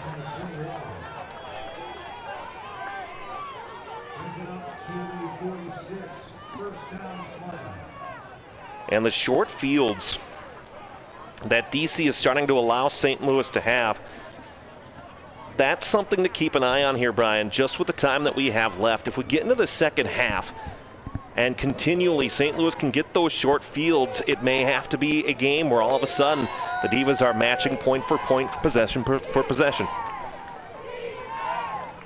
Well, and we talked often this season about how how St. Louis likes to run up the score. And right now, it's DC that's doing that on the slam. So Gall, snap is back. Going to throw it to her right, kind of a wobbly pass. This one's going to be completed to Block. Block's going to get out to the midfield mark. It's going to be 2nd down and 6, from the 50-yard line. And so certainly for St. Louis, attack the sidelines, get the ball to the outside edges, step out of bounds, stop the clock, save your timeouts as much as you can. Perfect out route that's run by Sydney Block. The defense help carries her to that. And that's St. Louis. They can attack those outside, but DC needs to be aware and keep the receivers in bounds as best they can. So Humphrey back in, lined up to the right of Gall. Gall calls the play. Snap is up. This time it's going to be to her left. This time the pass is complete to Smith. McMahon. McMahon's going to run out of bounds once again, stopping the clock, but picks up a first down.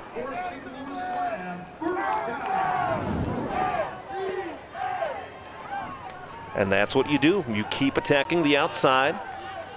And McMahon always does a great job of recognizing when she has extra space. You could have stepped out of bounds early, but you take that extra 5, 6, 7, 8 yards and give yourself even a shorter field. And still, 43 seconds, 2 timeouts. Your whole playbook is open for this lineup. Richardson and McMahon are to Gall's left. Cook is to her right. Humphrey is behind her. Snap is up. She's going to fake the handoff. Cuts back to her right. Looking for the receiver to get open, and she almost gets taken down the backfield. What a great job by Gall escaping a tackle and ends up throwing it incomplete. The incompletion is better than the sack there. And that's just a testament again to the footwork of Jamie Gall, how good she is at getting out of the pocket and keeping plays alive. Offensive Player of the Year for the American Conference, also played college basketball for Webster University as a guard, was great from beyond the three-point arc. You can see how that footwork around the arc in college helped her out as she was able to get out of pressure, get into space there, and extend that play. Rather than losing 10 yards, you just have the incompletion and you play another day. 2nd down and 10. Just north of a half a minute remaining here in the first half.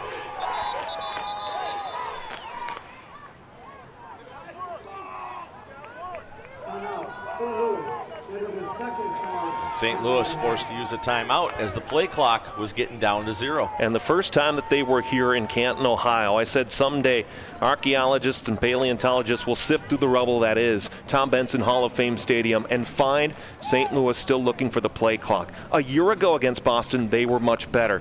But this time, the good awareness by the coaching staff, recognizing that clock is at 0, taking the timeout, and getting your offense set for another big play on this drive. And we were talking a little bit earlier, Alex, about the growth of the women's sports bars around the country. I mentioned an all-women's sports bar in Minneapolis. You have a bra of their own out on the West Coast. Tons of these new types of facilities opening up, highlighting these female athletes. Well, and women's sports continues to grow. Really, I think it started in the college ranks, specifically with college basketball, and we've seen the growth of that has had, turning it into the WNBA.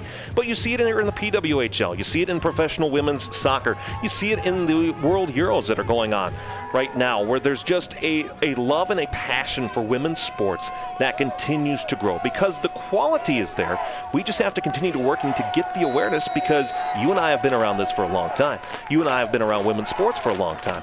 This is good athletics. 2nd down and 10. Ball on the 34-yard line of the DC Divas. Jamie Gall waits for the snap. Snap is up, drops back. Quick little throw to her right, and instantly right away, Kukski is met by the DC Divas, Jamaica Sharp.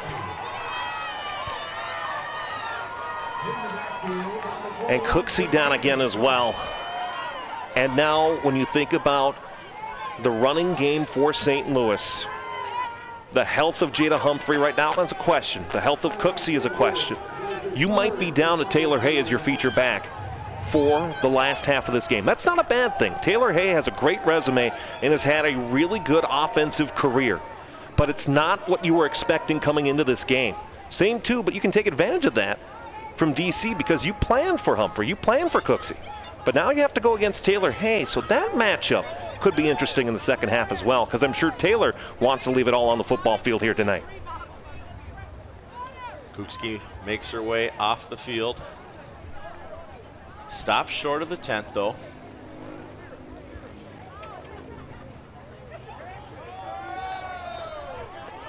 Clock will run on the official's whistle when the teams get set. 25 seconds remaining in the first half. The Women's Football Alliance Pro Division National Championship game. Susie Cool on the sideline, Alex Westhead here up in the booth with me. I'm Brian Sweeney. We thank you for tuning in once again to the Women's Football Alliance top championship matchup. Gall waits for the snap. Snap is up, drops back.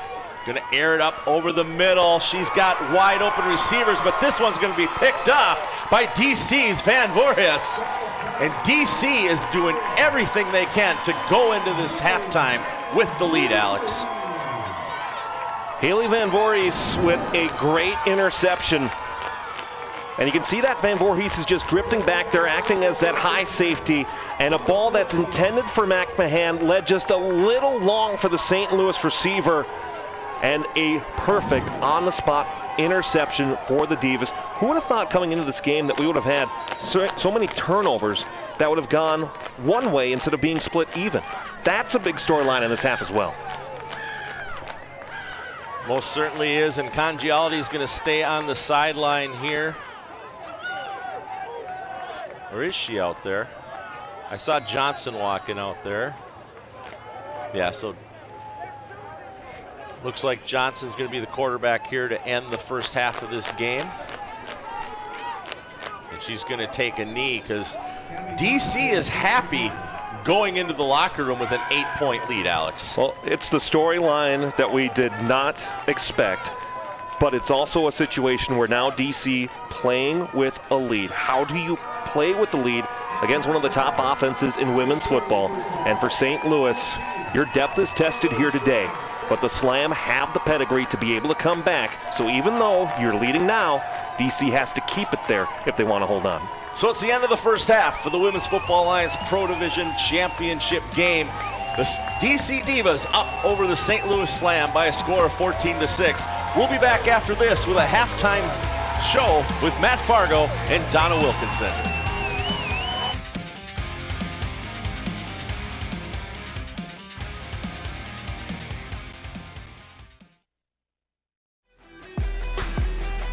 And welcome back to Tom Benson Stadium as our WFA National Championship presented by A Nation and edX continues. And it's now time for the halftime show. We welcome you back inside Thomas Benson Stadium. Everybody, I'm Matt Fargo, joined alongside the three-time DC Diva National Champion, Donna Wilkinson. We know who you're voting for and rooting for in this one, Donna, and it's been an electrifying game.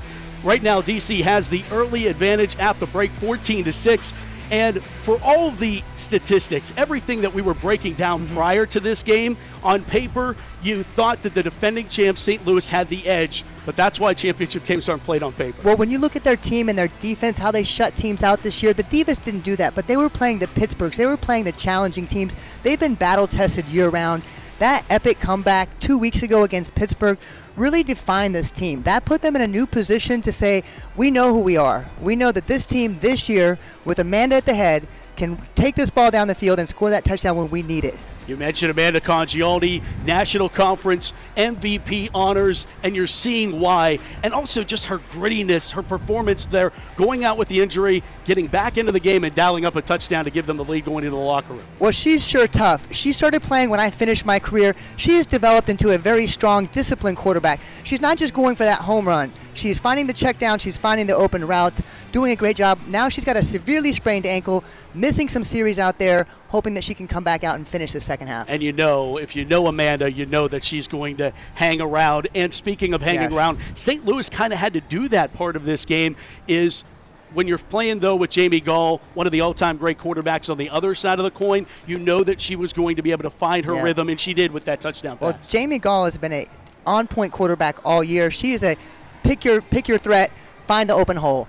Now, we've seen this defense completely shut that down because they're coming at the point of attack. They're not letting her get that ball off clean, and they're really disrupting the entire offense of the St. Louis Slam. And you mentioned the defenses that have been electrifying for. You're talking about the St. Louis Slam offense that's averaging just short of 50 points a game, being held to just 6 here in this first half of this championship contest. A lot more to come on this halftime show. We will break down the first half statistics, and when we come back, we crowned some champions already this weekend in the WFA. We'll get to tip our cap to them and the D3 and D2 champions when we come back right here on ESPN.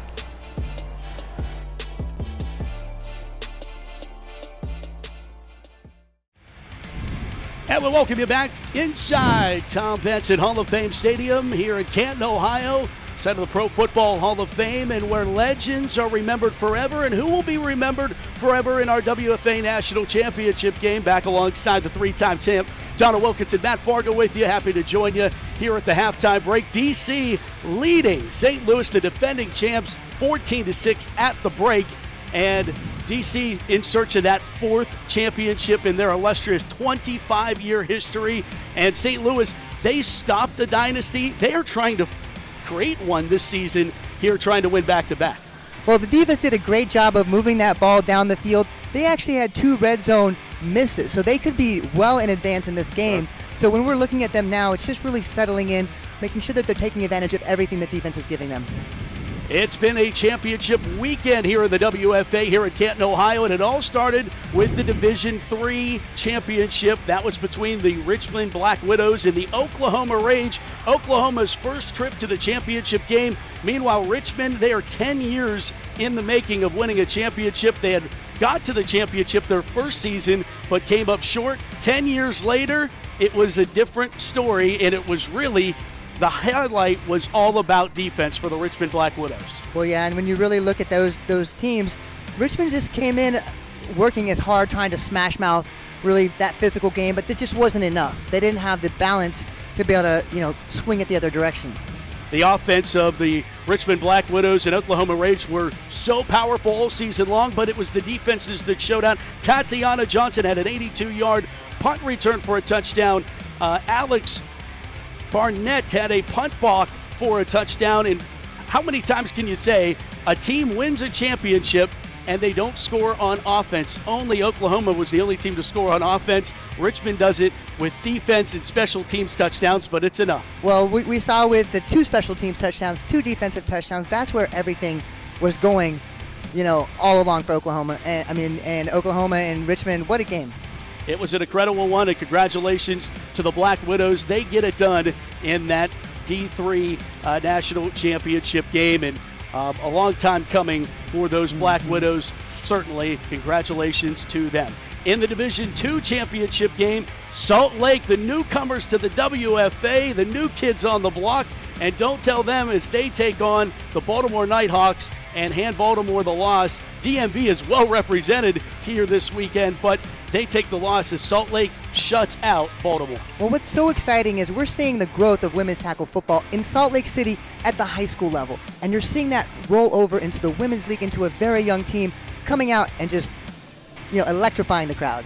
And Salt Lake was certainly doing that as the defense. It was the headline once again as they shut out Baltimore for that win, 19-0. Congratulations to the Salt Lake Wildcats as they get it done and get crowned in their first season national champions. But that means in Division II here in the WFA, you normally move up into the pro the next season. So could we see them on this stage a year from now, Donna? I think we can. I would really like to see that team here competing against all these, DC Divas, Pittsburgh Passion, Boston when they return.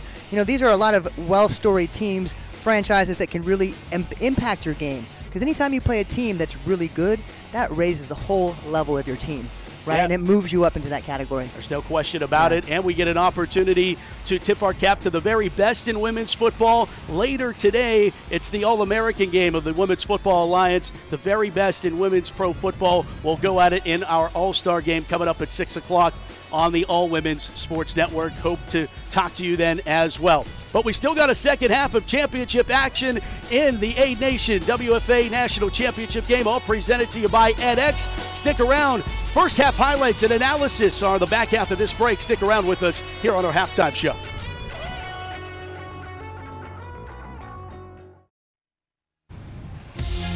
And we'll welcome you back here to Canton, Ohio. The WFA National Championship game, 14-6. DC leads St. Louis at the break. As we put a lid on a WFA season, the NFL just days away from opening and lifting the lid on their 2025 season. Welcome back here to our halftime show alongside Donna Wilkinson, Matt Fargo here with you. And what a first half it was. Probably not the offensive firepower with 2 great quarterbacks that necessarily have won honors like MVP. They haven't been able to necessarily get it done. It's been the defenses that's really have shined in the first half of play. Well, defenses shine, and just that ball control of the DC Divas offense. Whitney Sims getting that really nice power rushing touchdown.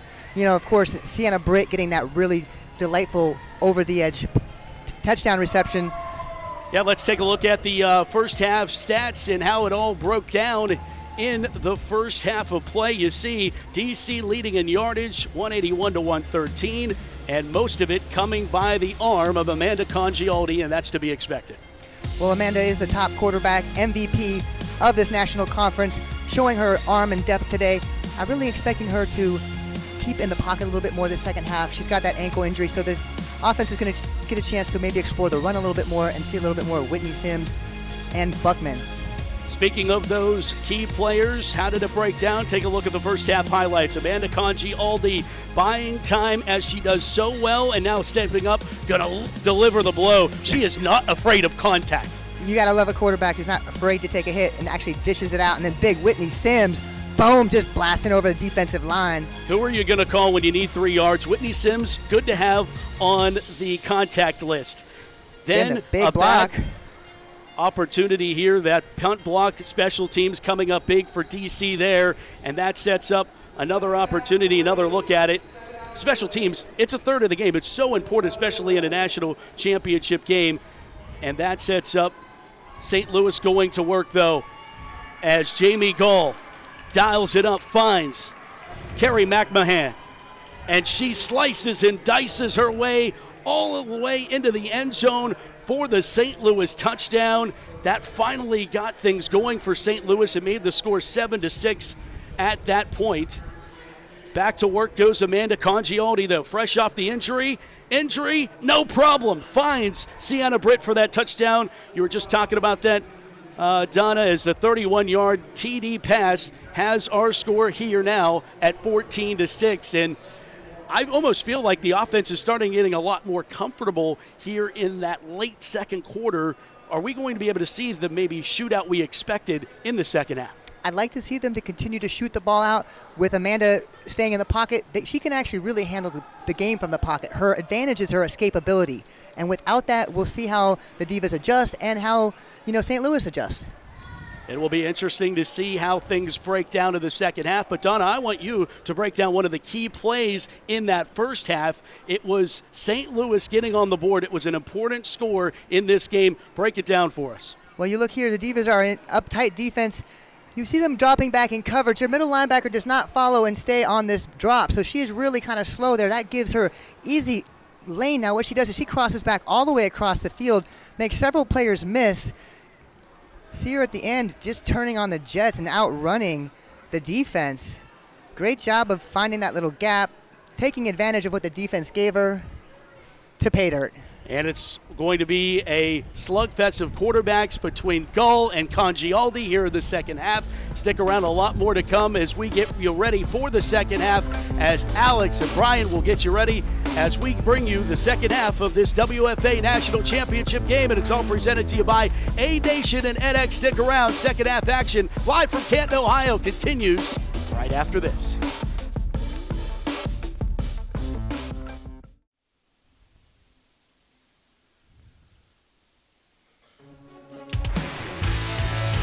For almost 2 hours now, we have been under a rain delay here at the Women's Football Alliance Pro Division National Championship game.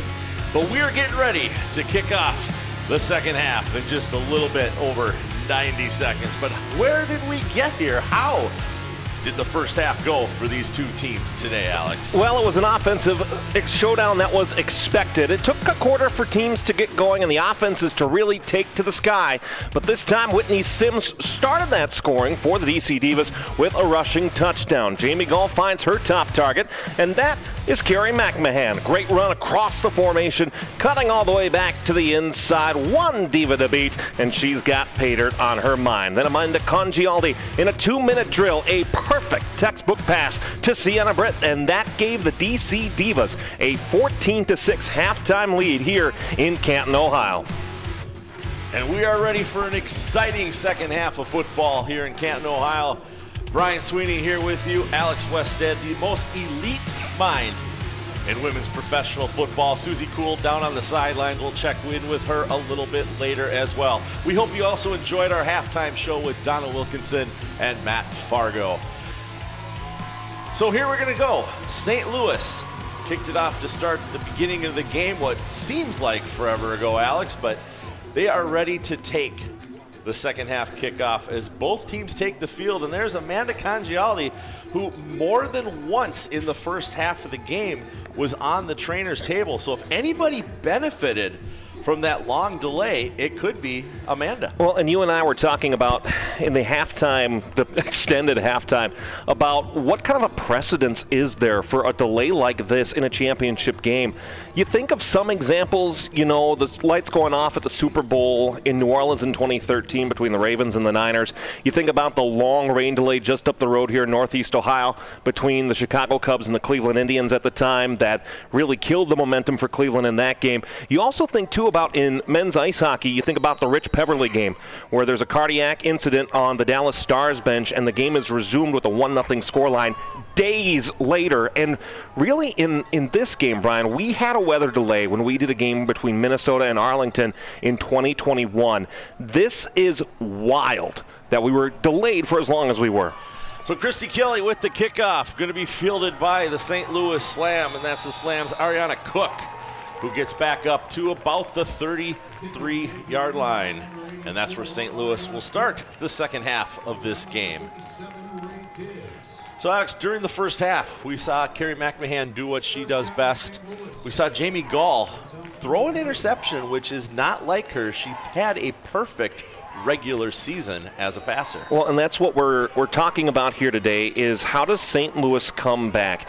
And even so, with the time of delay, the momentum was on the side of D.C. because St. Louis got the McMahon touchdown and responded immediately with the Sienna Britt touchdown. So what, if any, impact does that have? Or does St. Louis look at this half and say, it's a new half of football, we're down a score, let's see what we got? So right away on the first handoff, Jamie Gall hands it to Jada Humphrey. Humphrey's going to pick up just a couple of yards and is going to make it 2nd down and 7 for St. Louis on this opening drive. In talking about St. Louis having some injury concerns about some of their players at the end of the first half in Cooksey and Humphrey, just having that extra time to be able to rest both of those players is just as important to St. Louis as Congialdi was to D.C. Gall waits the snap. Snap is off, hands it to Humphrey again. Humphrey gets a good block, is able to get through the middle of the defensive line, and she's going to pick up an easy first down for St. Louis. First down. And there's the importance of Jada Humphrey in St. Louis's rushing game. If she's in the field, if she's in the lineup, the way that she has great ball vision, and it takes a team effort to try to bring her down, that's really big for St. Louis in the second half. So Humphrey's going to line up next to Gall again. One receiver to her right, two to her left. Hands off to Humphrey again. Humphrey finds a hole on the left-hand side. She's going to make a break around the left, and she is forced out of bounds by the DC Divas. That's Sharp with the push out. But again, it's another first down for the St. Louis Slam. And another big chunk play for Jada Humphrey, and the ball so far, again, for a St. Louis team that is very pass-heavy, they use that run game as such a compliment, and Jada Humphrey now, the first 3 plays of this drive for the Slam, continues to go bang, bang, bang, big play up the field. So McMahon and Block are on the near side here. St. Louis wearing the all-black uniforms, moving right to left across your screen. The DC Divas in their white jerseys with the maroon pants and gold piping. There is a flag on the play. Looks like we're going to get our first delay of game. And you could see on the near side. Delay a game. Offense, number 4. 5-yard penalty from the previous 5. Repeat first down. And you could see on the near side of the formation that the DC defensive line, Arzu was waiting, looking at that play clock, looking to try to get a good jump on the ball. St. Louis is looking for an encroachment, neutral zone infraction, but the ball hadn't been snapped. And so that's a benefit for DC in this regard. St. Louis lines up the same way that they had before the infraction. Gall takes the snap. Humphrey gets a block, spins off the block, gonna get another tackler. Drags a couple down with her. This time Jenkins for Washington as DC is able to pull her down.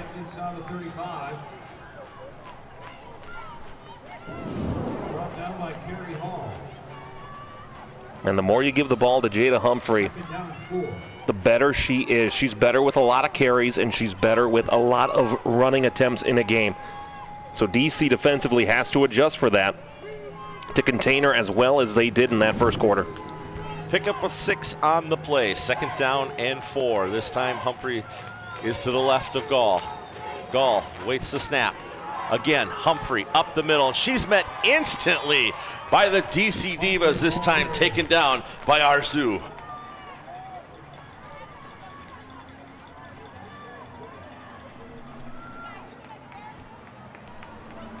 And that's what it takes for Jada Humphrey. Multiple helmets on the ball carrier to try to slow her from picking up a big gain.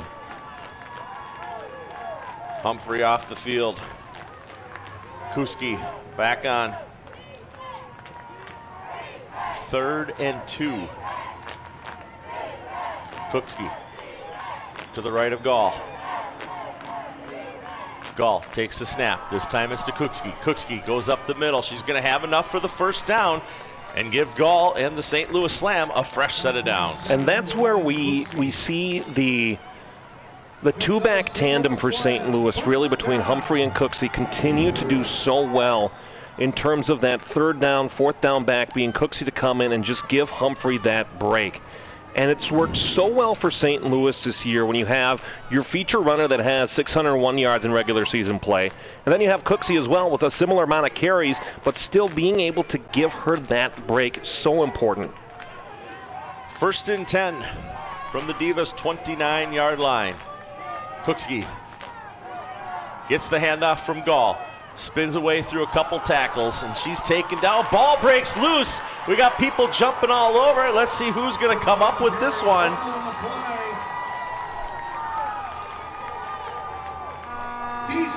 And we said her name before, Alex. Spring Gamble comes up with the fumble for the Divas.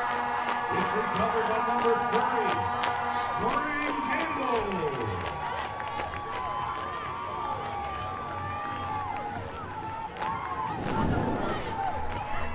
And in the moment that I was thinking DC would benefit from a turnover here, it's that first contact on the defensive line. The ball comes flying out of nowhere, and you can see that on her back. Cooksey had already lost possession of it, and then the ball comes flying across the screen, and Spring Gamble, a player used to playing in these games with the Boston Renegades, takes advantage of that turnover, and now I get to see the DC offense back on the field.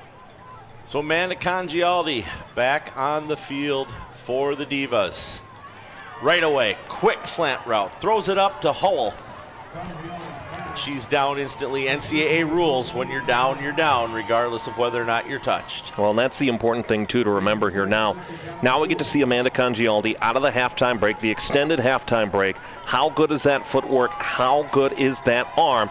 We'll see here on this drive. Gain of 6 on that play, 2nd down and 4. Congialdi, this time she's going to throw it. A great completion in the middle of traffic. This one is caught by Blakey for a 1st down for the Divas. That's a DC Divas 1st down. And there again, that momentum.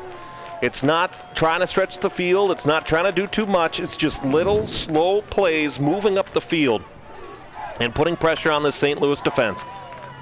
Now, we said before, Brian, this is not a St. Louis team who is used to this season playing from behind. And so how do the Slam adjust to be aggressive but still maintain their defensive shape? Congialdi, quick little pass off to her right.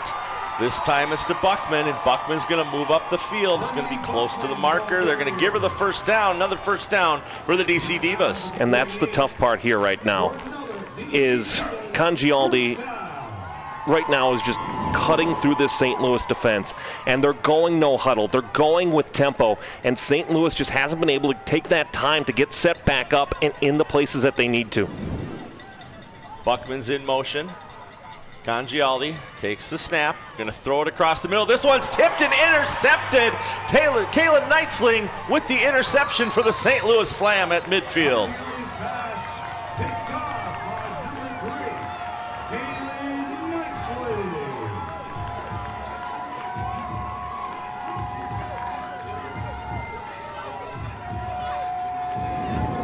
Well, momentum can give, momentum can take.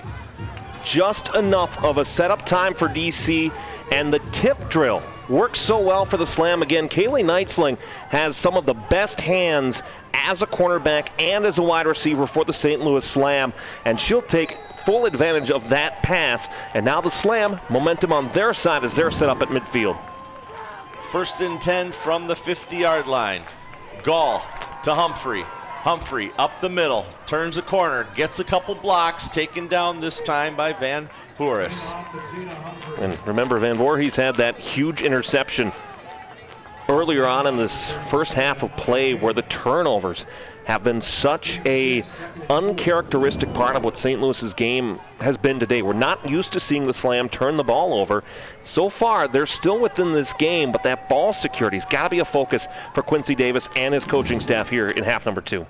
When both the teams, Alex, are uncharacteristically turning the ball over multiple times, as we're only 7 minutes into this quarter, and both teams have already turned the ball over once. 2nd down and 4. Richardson in motion. This time, quick little toss to Humphrey. Humphrey looking for a block, looking to turn a corner. She's going to be ran out of bounds about a yard short of the 1st down. Down a yard shot at first. And good deceptive motion play here by St. Louis. You send the receiver across the formation in Richardson just to pull that extra blocker to the outside, and then let Jada Humphrey does what she does best. And if you continue to get these 3rd and short situations and continue to let your run game be the star of the show to set up those big Jamie Gall passes that we're used to seeing, and especially keep an eye on Carrie McMahon on the near side of the formation as the second half goes on, because her jersey right now is in the Hall of Fame in the background. She would love to keep her teams there again this year. 3rd down and 1. Once again to Humphrey. Humphrey straight up the middle. Gonna get enough for the 1st down. Number 30, Jada Humphrey. Tackle made that time, Jamaica Sharp. It's a St. Louis Slam. 1st down.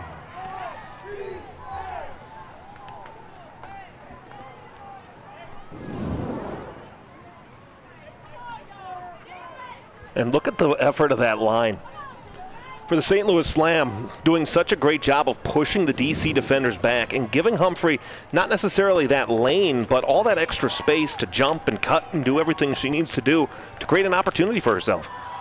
So this time, Humphrey, wide hole on the right-hand side. She cuts back to the middle, and she's going to have a big gain that time. 15 yards on that run for Jada Humphrey, and more importantly, moving the chains once again for the Slam.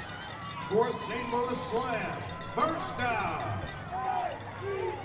And right now for DC, the question is, how do you contain Jada Humphrey? She's a running back who's going to get her yardage, but if you can limit her to the 3, 4, 5-yard runs, you'll take that. But right now, the runs that she's rattling off, double digits time and time again, she's been great here in this 3rd quarter.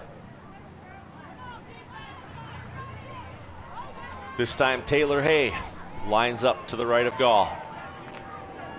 Gall takes the snap, hands it off to Hay. Hay straight up the middle, and she is met instantly. Ball is out again, chasing the ball down. This time recovered by Sierra Adams for the DC Divas, but they are going to rule her down by contact. DC is not going to come away with that fumble. And St. Louis was looking for that immediately. Hands were up on the St. Louis Slam sideline. You see that effort that was delivered by Sharp, trying to wrestle the ball out of the hands of Taylor Hay. And a good decision here by this officiating crew to blow that whistle dead. You could argue that it could have gone both ways, but when that whistle blows, that's the end of the play, and a break in that instance for St. Louis. And you could definitely see that Hay's knees were down on the ground there. Humphrey runs into the back of her own player here, bounces back a little bit, so she's only going to get about a yard on that play. So it's going to bring up 3rd and long for the Slam.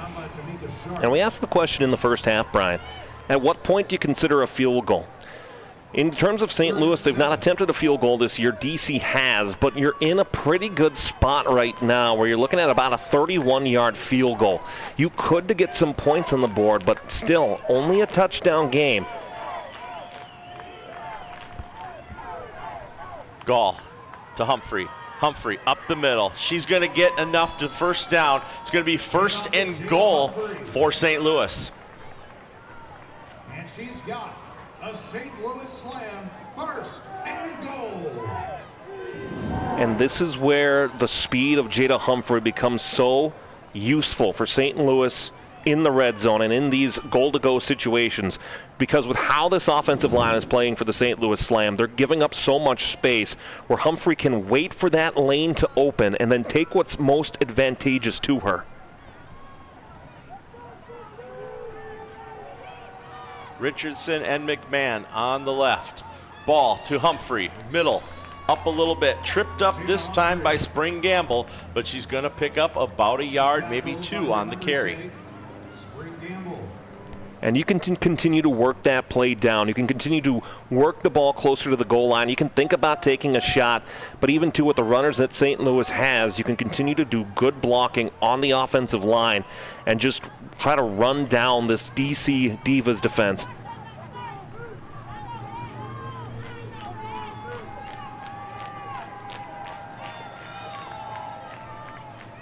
Gall once again to Humphrey. Humphrey's looking to turn the corner on the left. Humphrey's going to spin the move. She's going to be pulled down about 2 yards shy of the end zone this time by Jamaica Sharp. And that's good play calling by Quincy Davis, where you're stretching the field, you're stretching out the defenders, and you're still making DC respect the outside run game. Typically in those goal-to-go situations, you maybe don't want to, or at least I wouldn't go to the outside with the run game, but just with the weapons that St. Louis has, spreading out the DC defense just opens up so much, whether it be man-on-man defense here in the goal-to-go situation, or whether it be being able to take the ball up the field. McMahon pointing at the play clock. Quincy Davis is going to be forced to use a timeout here because they did not get things in time. So we're going to head to break for the Women's Football Alliance Pro Division National Championship game. We're in the end of this third quarter. DC up over St. Louis 14-6. We'll be back after this.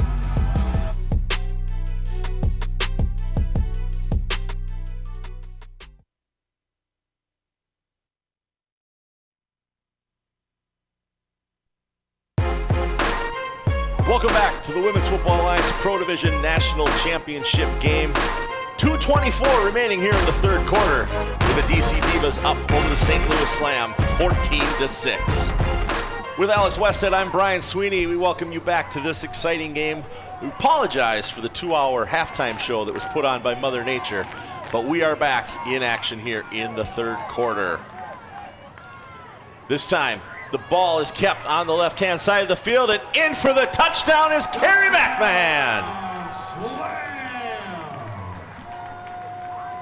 Number 17, Carrie McMahon. From 2-4-6.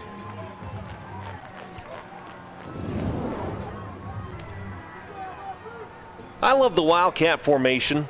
It works so well when you have a runner of the talent and the speed and the poise to keep the ball in with great footwork that Carrie McMahon shows on that play. That's gorgeous running by a great athlete for St. Louis. Point after attempt is up. And it's no good again. This time it's wide left. Their first attempt in the first half was partially blocked, and this time it's wide left, Alex. So DC retains their lead up 14-12 here with 2:17 remaining in the third quarter. And the question that I'd have for St. Louis on that possession, at least on the point after try, you're down by 2. Your offense just got a great Wildcat score from Carrie McMahon. Why aren't you going for 2 there? Is it too early to go for 2? Maybe. But with how St. Louis's offense is, how the structure of their offense is, why not take the chance there and go for 2 to tie the game up? Especially when your player, like you said, is Carrie McMahon, whose jersey is currently in the Hall of Fame right across the opposite side of the field from where we're watching this game. And at this point, go for it. You're going to get the ball back regardless. If you didn't get it, you wouldn't be any further behind than you currently are. Well, and while, too, looking at the stats this year, Kaylee Knightsling, 16 of 18 in the regular season from the point after spot. Carrie McMahon, 19 of 22. So far today, St. Louis 0 for 2.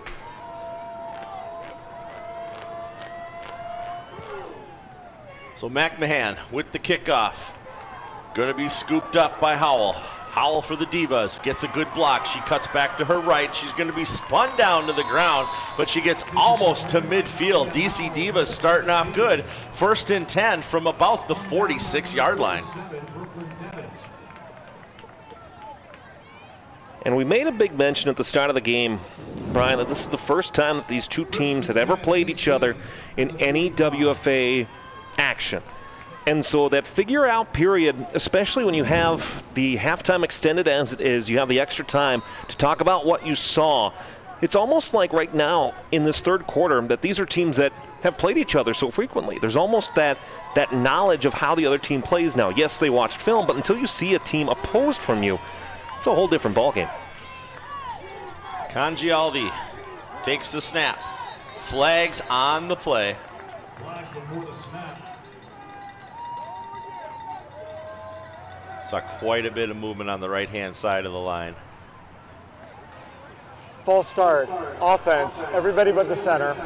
5-yard penalty, still first down.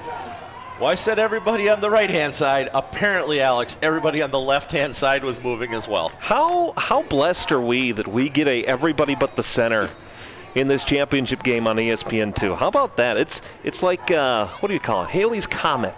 You know, you don't get to see it so much, but when you do, you got to take a moment and reflect. Congialdi waits the snap. 1st and 15. Gonna hand it off. And pushed out of bounds hard. Goes down as Buckman. Gain of about 1 on the play. Gonna make 2nd and 14.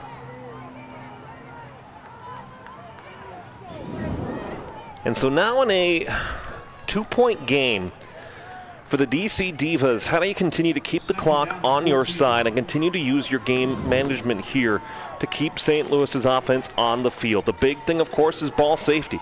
You got to be smart with where you put the ball and what plays you run to ensure that St. Louis doesn't get another gift possession. Congialdi takes the snap, drops back, throws it to her right, and this one is juggled as she's going out of bounds. Incomplete. The intended target was Navia Howell. Broken up by number 34, Stephanie Moore. 3rd down and 14. Howell and Congialdi connecting on that sideline pass earlier in the game, all the way back in the first half with a great toe tap drill that was executed on the 2-minute drive that led to the touchdown for DC at the end of the half. And you can see that hand fighting there, looking for some sort of a flag perhaps, but I think just two good receivers, receiver and cornerback, going head to head. Great coverage by Moore there. As Congialdi drops back, she's going to pass again, this time to her left, and this one's going to be intercepted, picked off by Kiana Smith of the St. Louis Slam, and Smith's going to run it in for a touchdown.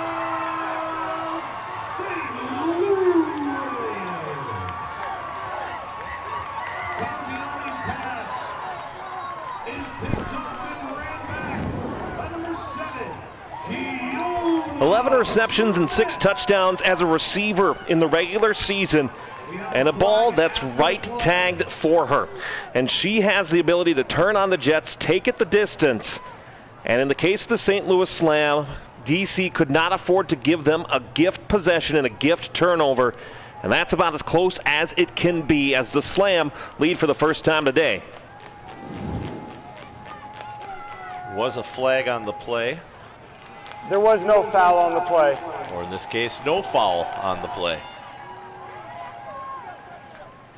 The result of the play is a touchdown.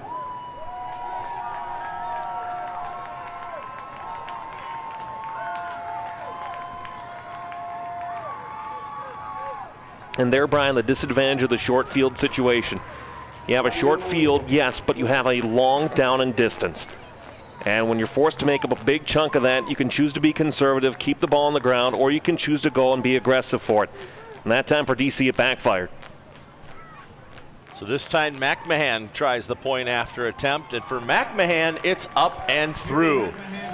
So with 1:10 remaining here in the third quarter, St. Louis, for the first time today, has a lead 19-14 over the Divas in the Women's Football Alliance Pro Division National Championship game. And Alex, do you think they switched to McMahon for the point after there? I think so, and I think that that's a good change because, well, obviously put the point on the board, but sometimes change is good. All right, we're going to send it back down to the third member of our broadcast crew. Susie, cool?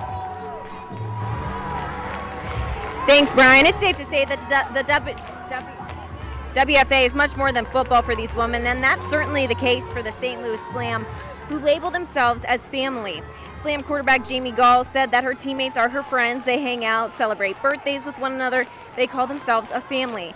But Gall said it's also fun to watch everyone work because they're amazing athletes, and it makes the game fun. That family-like atmosphere is made up with a former college athletes on the St. Louis roster who have tackled year after year with one another, winning 5 national championships, including their first ever WFA Pro Division title just last year, and what they're trying to pursue today. Brian?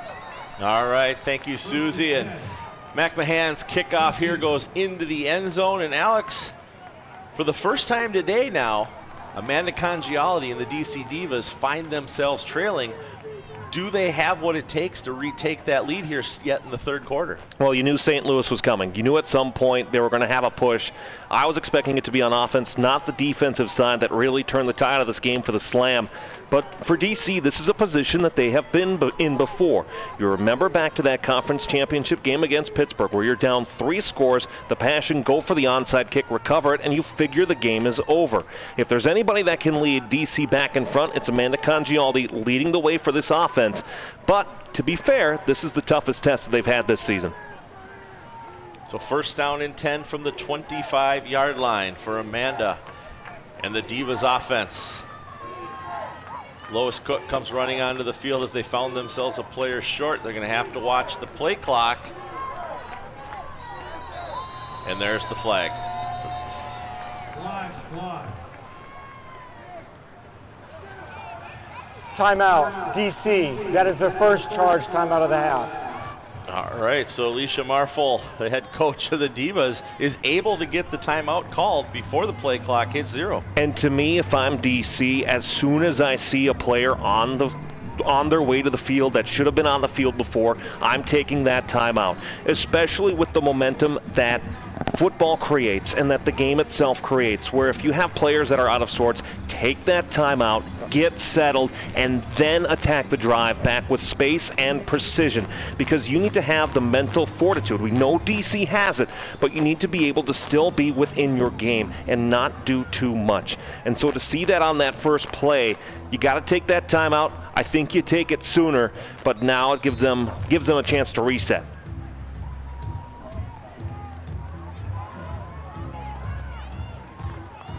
So both teams break their huddles. Amanda looks, make sure all personnel are on the field this time. First and 10 from the 25. Lois Cook in motion. Congialdi hands off the ball. This time to Kelly. Sims, excuse me. And Sims is going to get right back to the original line of scrimmage and not going to get any further. And it's the 4th time that the St. Louis defense has seen that 3-player option between Congialdi, Cook, and whoever is the running back at the time. In this instance, it's Sims. And St. Louis, every time they've seen that play, they've gotten better and better at stopping it. So second down and 10. 3 receivers to Amanda's right. 1 up top.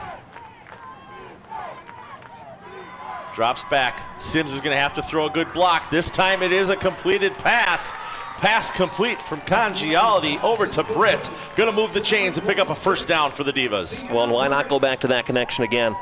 You know, Britt having that receiving touchdown that put DC ahead into the halftime break, especially as we reach the end of the third quarter here. You think about going back and finding the weapons that you had worked with so well and getting them going again here in the 4th.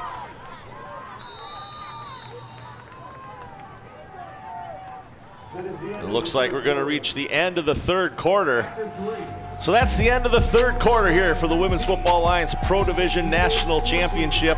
We've got one exciting quarter to play. Currently St. Louis up over DC, 19-14. I know I'm excited to see how this one's going to end. We'll see you on the backside of this break.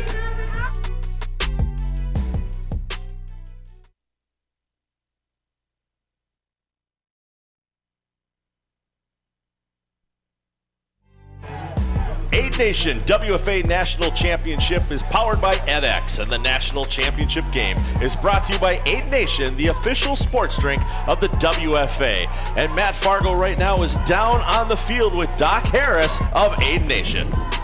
Here with Brian, thank you. Down here with Doc Harris, the president of Aid Nation, the title sponsor of our WFA National Championship game, and of course the son of the late great Franco Harris, Pro Football Hall of Famer. Doc, thanks so much for taking some time out. Why is it important for Aid Nation to support women's football and the WFA? Well, you know, my dad loved this game so much.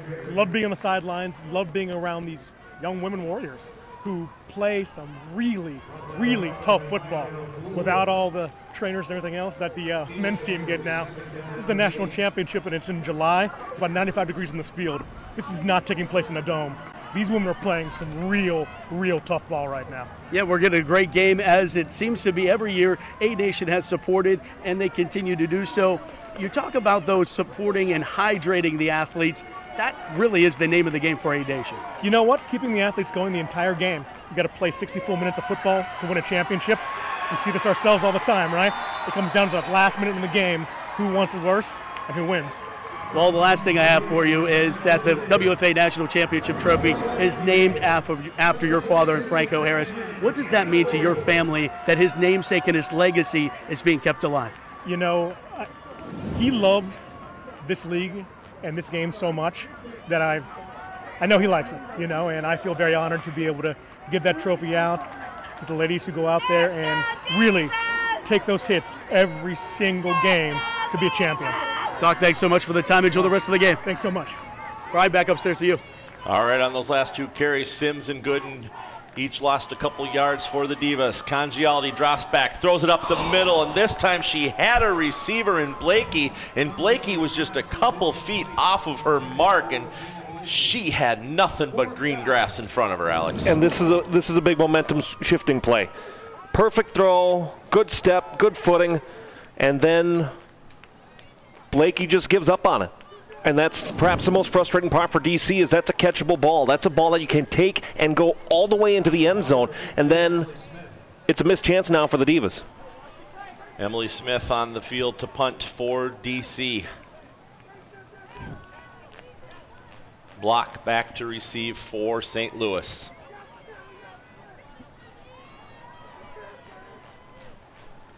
Quick 3 and out for DC after the start of the fourth quarter. It's a high punt. It's going to roll sideways, coming back a little bit.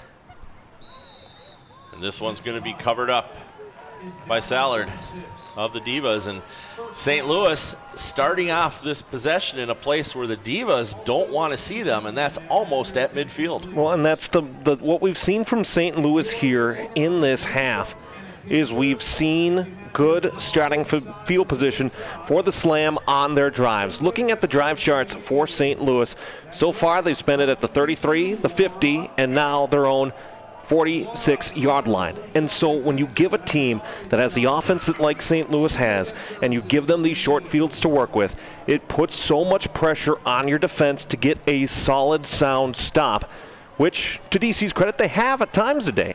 But they need more here. 1st and 10 for Jamie Gall. Gall hands it off to Humphreys. Humphreys met right away in the backfield and taken down by Gooden.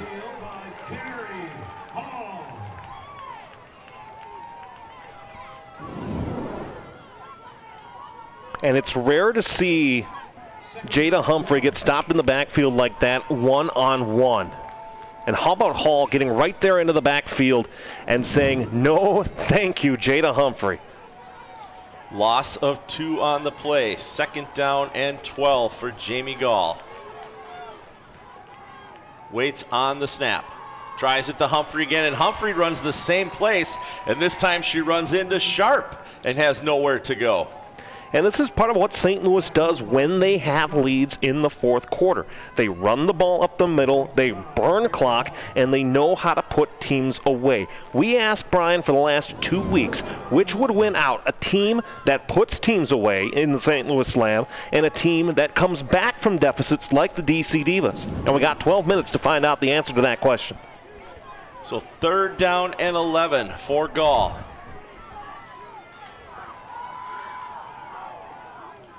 Ten seconds on the play clock.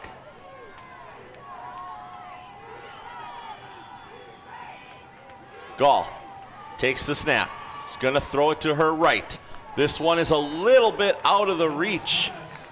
Great coverage that time by Rivas, as it was intended for Richardson. And that's the right play call. That's the right design by St. Louis, going that quick hit to the outside. At this time of the game, of course, the out-of-bounds play doesn't stop the clock. So that play keeps running, and you play to what Jamie Gall's strengths are, certainly when passing the football. Problem now, you stop the clock. And with 11:49 left to go in this fourth quarter of play, you now give DC the ball back, barring a trick play here with Carrie McMahon, which very well could happen, but I'm not holding my breath. Britt waits deep to receive the punt. McMahon does put off the punt. High punt goes to the left, and this one takes a great DC bounce. Timeout was called prior to the punt by St. Louis. And another play clock issue. Where a year ago St. Louis was able to work with the play clock, they didn't have the issues with it. But here again, in 2025, we see play clock challenges being a problem for St. Louis. In the first half, it really affected them. But right now, you have to take that timeout. And in this back and forth game, when we get into that fourth quarter, those timeouts are so important. 11:49 remaining here in the fourth quarter. St. Louis up over DC 19-14. Women's Football Alliance Pro Division National Championship game from Tom Benson Hall of Fame Stadium in the wet Canton, Ohio. It was a great morning. The flag championship took place earlier today. The weather was beautiful for that, a little warm but beautiful. First half of this game, sun was shining, everybody enjoying themselves. Good to see so many of the fans, though, held out during that weather delay, and they are back to see which of these teams goes home the champion here in 2025. Well, and certainly with DC being about 4 hours here from Canton, Ohio, St. Louis being not too far as well. It's a good drive, and both teams are well represented down on the main level of the concourse here, and it's arguably so cool to see so many teams and so many players represented here in Canton. So again, Britt waits for the punt for McMahon. The snap is up. McMahon, much better punt this time. Britt catches it cleanly. Going to run up the left-hand side of the field. She's going to be forced out of bounds. There's going to be a late flag on the play after that push out by Pamela Green.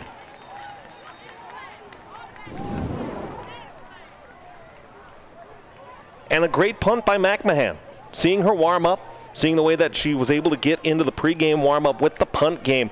And the return by Britt, and you see Green here close to that white out-of-bounds area, but by the time contact's initiated, I mean, even Green herself has a handful of hands there. Dead ball, personal foul, late hit out of bounds, number 68 of the kicking team.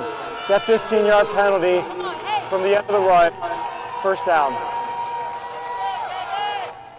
So now DC is going to be starting this possession on the St. Louis Slam side of the field. Going to be 1st and 10 from the Slam 44-yard line. And a while it's been since, I mean, DC has had really great field position all day long, but also a while since the Divas have had such great field position as this. You don't want to say it's a must-score drive this early on into the fourth quarter, but it's getting real close to that time for Congialdi and the Divas. 1st and 10. Buckman lines up to the right of Congialdi. Congialdi takes the snap. She drops back. She throws it to the left, and this one is almost intercepted. She had an intended receiver that time, a Christy Kelly, but it's a little bit over Kelly's head. Well, and even more to go so for that point, Brian. The last handful of drives that DC has had, their own 20, their own 45, their own 23, their own 35, and they had only started in the first 3 drives. 2 of the 3 were on St. Louis's side of midfield. It's their first drive starting in slam territory since early on in the second. So 2nd down and 10. 3 receivers close to the top. Kelly in motion. Congialdi dumps it off. Pass is caught, this time by Buckman. Buckman's moving up the field. She escapes a tackle. She's finally dragged down by Kaylee Nutzling, but not before moving the chains for the Divas. And how about the footwork here defensively by St. Louis to get into a good spot, but even better footwork, moving her feet for Buckman, staying out of the tackle, being able to keep the play alive. We were curious with the rain delay how much, well, not the rain delay, the thunder delay, with how well this field would hold up. And it is a NFL caliber facility that has held up so well here in Canton, Ohio. And right now for the DC Divas, Nia Wimberly is being tended to by the training staff. Looks like they're rubbing that right ankle area there. All right, so we're going to allow this time to take our commercial break. It's the Women's Football Alliance Pro Division National Championship game. St. Louis Slam 19, DC Divas 14, but DC is driving. We'll be back for the exciting conclusion after this.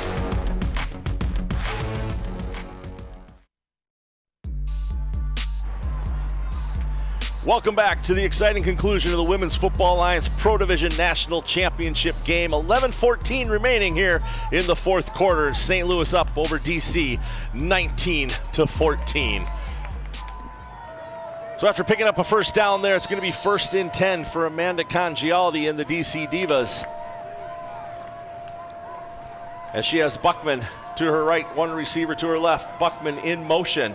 Congialdi drops back. She's going to throw it to Buckman. Buckman's going to break 1 tackle. She's going to spin up the left-hand side, step out of bounds at about the 19-yard line. Going to be about a yard short of another first down, but DC's doing what they need to do, chipping away at the clock and getting closer to a touchdown. Well, and doing what they need to do in these instances, right? Again, we've talked all game long about how DC doesn't try to do too much on offense. They're using a good mix of short chip away type of plays that give them time and give them space and keep drives going, keep a St. Louis defense on the field, and more importantly, keep your defense off the field. So 2nd down and 1.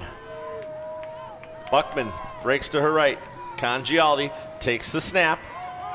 Straight up the middle, pass is caught. What a great catch by Bianca White for the Divas and pick up a first down. 1st and goal for DC. Well, and St. Louis has been laying some hard hits on these receivers for DC all game long. And give credit not only to St. Louis for being the ones who deliver those hits, but for these DC receivers who other teams might say drop the ball, succumb to the pressure and the big hits. That's not the case for DC. They've been holding on during these big contact plays. So 1st and goal from the 9-yard line after that great catch by White. Buckman goes in motion. Congialdi takes the snap, throws it across the middle, and the ball is knocked loose. It's recovered by White, but nobody has possession of it yet. Got to wait and see what the officials decide. Fumbled and recovered by St. Louis. And it's recovered by St. Louis in the end zone. White almost had a handle on that one. And ultimately the Slam come up with it after Hull is not able to hold the ball crossing the goal line. Well, and Howell again with the ball with where it's at. It's loose. It's not tight to the body like it needs to be. And that's a great play as well, recognizing that not just Knightsling going for the ball, but for the intended defender as well. I think it was Sierra Morgan who punches this ball out, forcing it into the end zone. And good job on Kaylee Knightsling just falling down on it, getting the touchback, and giving St. Louis another turnover in this second half. So St. Louis, 1st and 10 from their own 20-yard line after narrowly escaping a DC Divas go-ahead touchdown.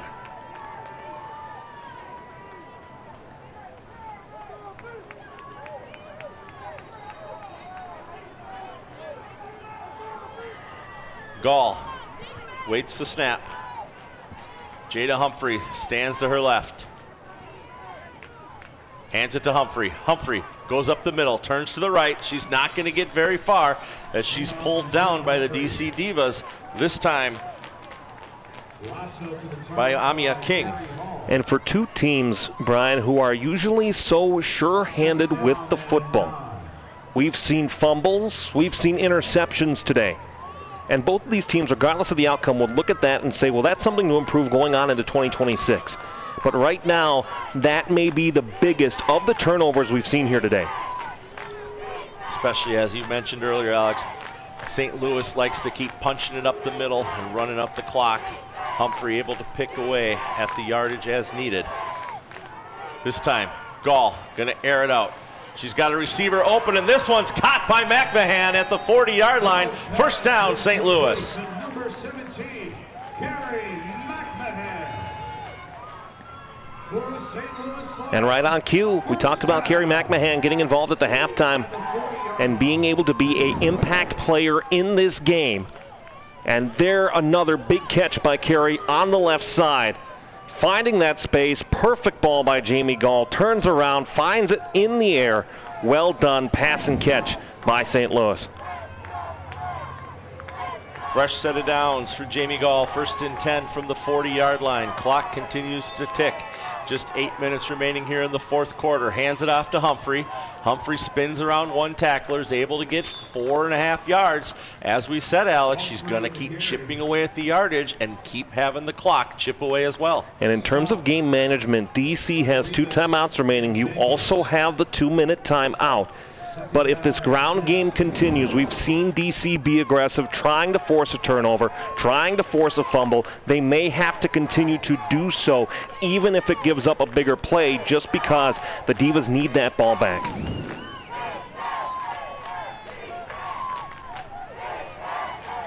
Richardson and Cook both line up.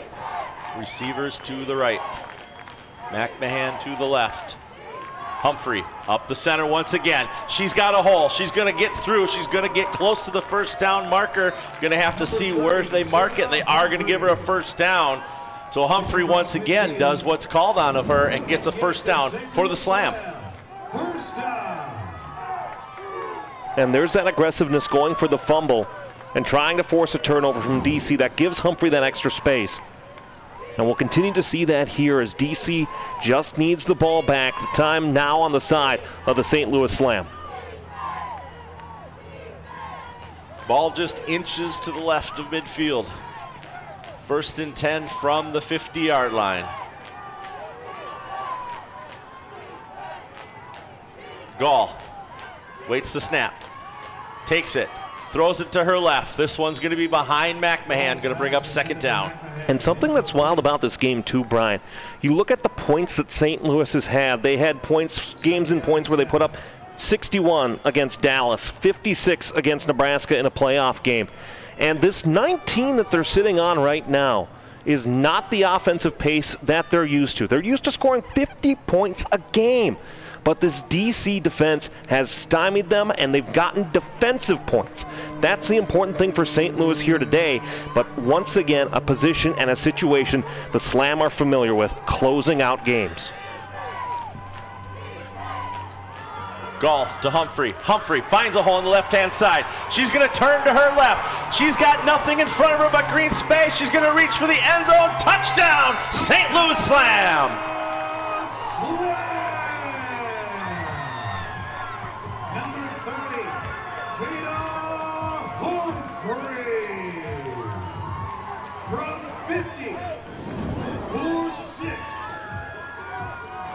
Electric, game-breaking, talented, whatever word you want to use to describe Jada Humphrey, all of them apply. Waiting for the big play, waiting for the big run all night from her. And even though she was not at 100% in that first half, well, this is a big-time run by Jada Humphrey, getting past the DC defenders and finding pay dirt in the Canton, Ohio end zone. And McMahon now for the point after attempt, and she's a perfect 2 for 2 for her point afters today. And St. Louis extends their lead over the DC Divas 26-14 with only 6:18 remaining here in the fourth quarter. And now it still comes back to that all-time thing that we think about with these two teams. St. Louis puts teams away, DC finds a way to fight back. You think about their game against Pittsburgh and the Divas, where they had an opportunity where they were down to 3 scores, and you have the ability truly to still be able to come back in this game, where it's not over for DC. They still have the faith, but they need a score on this drive. And you look again here at Humphrey's run. Right here, she just slips through a bit of a tackle, uses her mindset to look straight down the field, and as she's running a little bit further, she broke to the left, spun to her right, and that's when she had nothing left in front of her but green grass. And good ball carriers have that vision. It's helpful, too, here at the Tom Benson Hall of Fame Stadium to have 2 giant video boards where you've seen great runners look at the video boards to see where are the defenders around them. Humphrey does that all the way down and has her team closer to another championship. McMahon with the kick. This one's going to be fielded. Going to run into a bunch of her own players, and she's going to be taken down. Going to get up to about the 23-yard line this time on that return by Sienna Britt. And so now for DC, in a 2-score game, this plays into what they do well.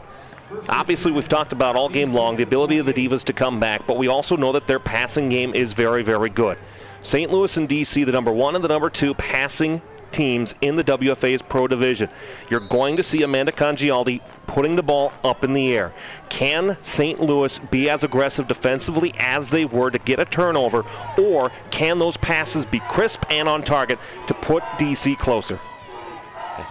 And Congialdi with 4 receivers on the field right now. 2 to her left, 2 to her right. She's going to drop back. Buckman's throwing some blocks. This one's going to be up the middle.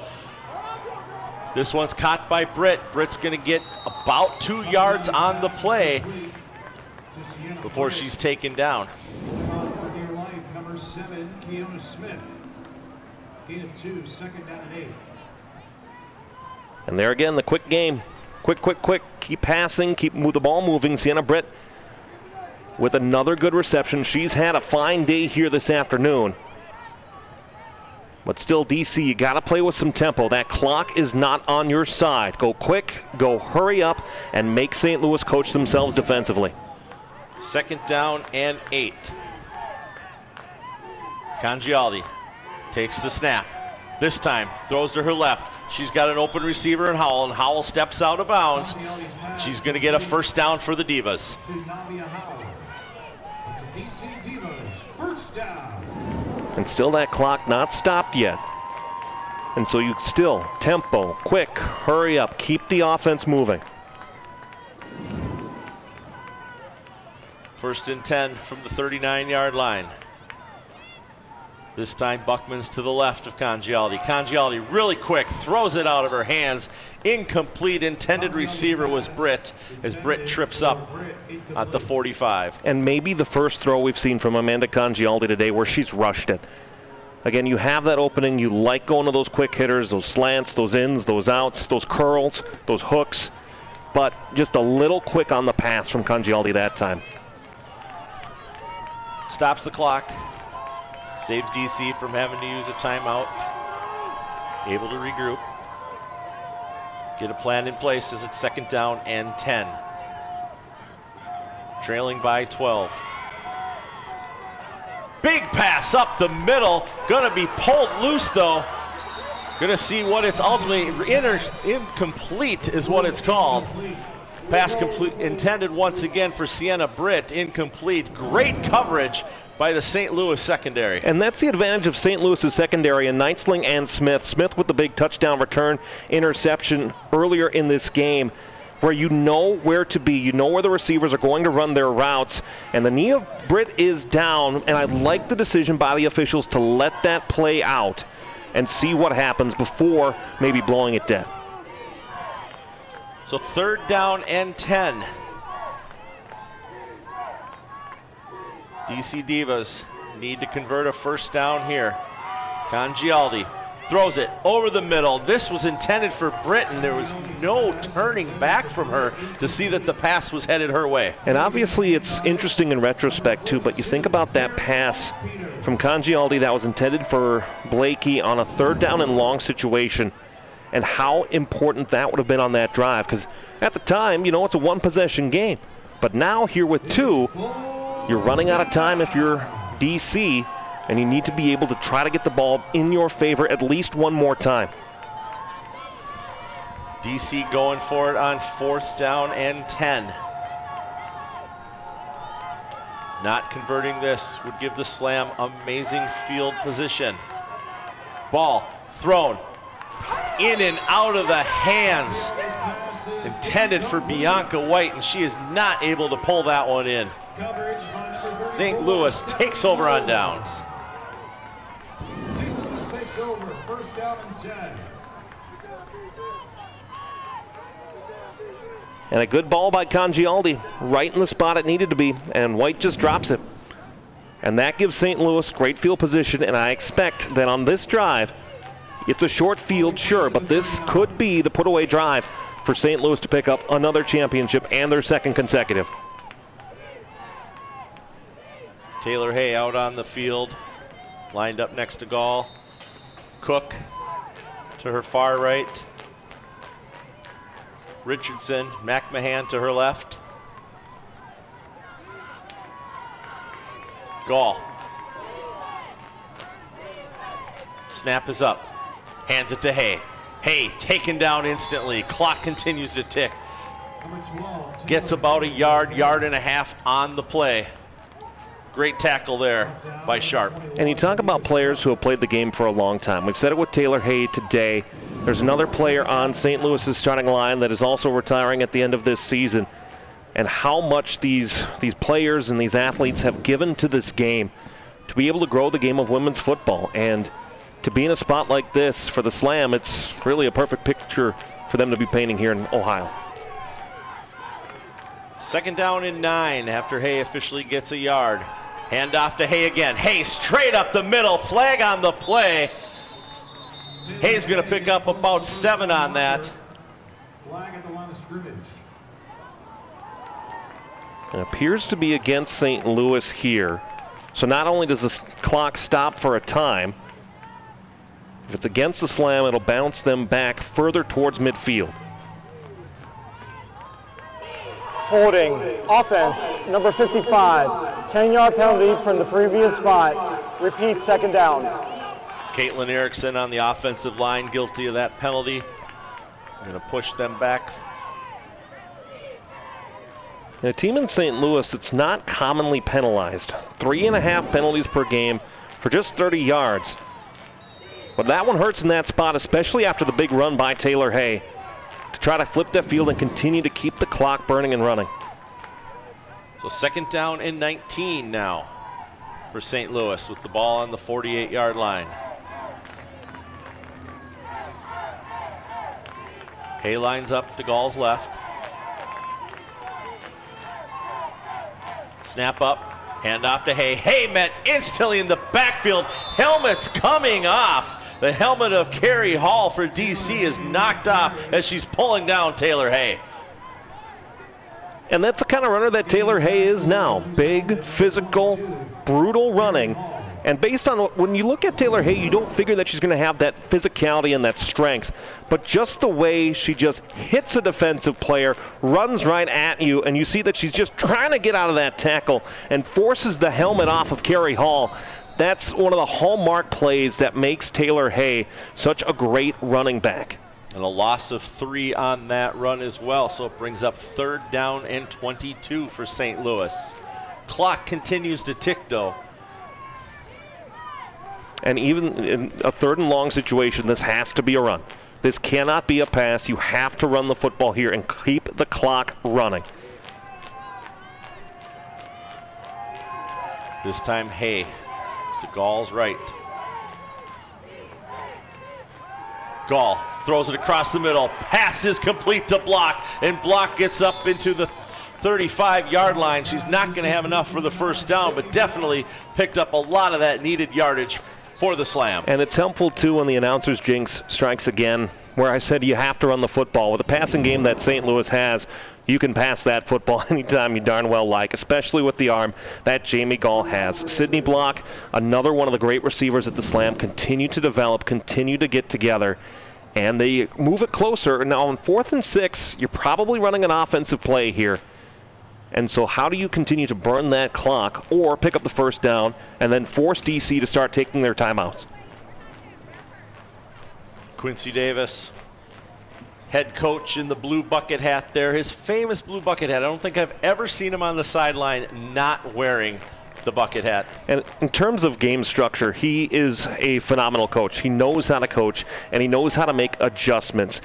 In this league, you want consistency. You want players and coaches that know the league, that know each other, and there may be none better than Coach Q in being able to actually make those adjustments and changes after a game.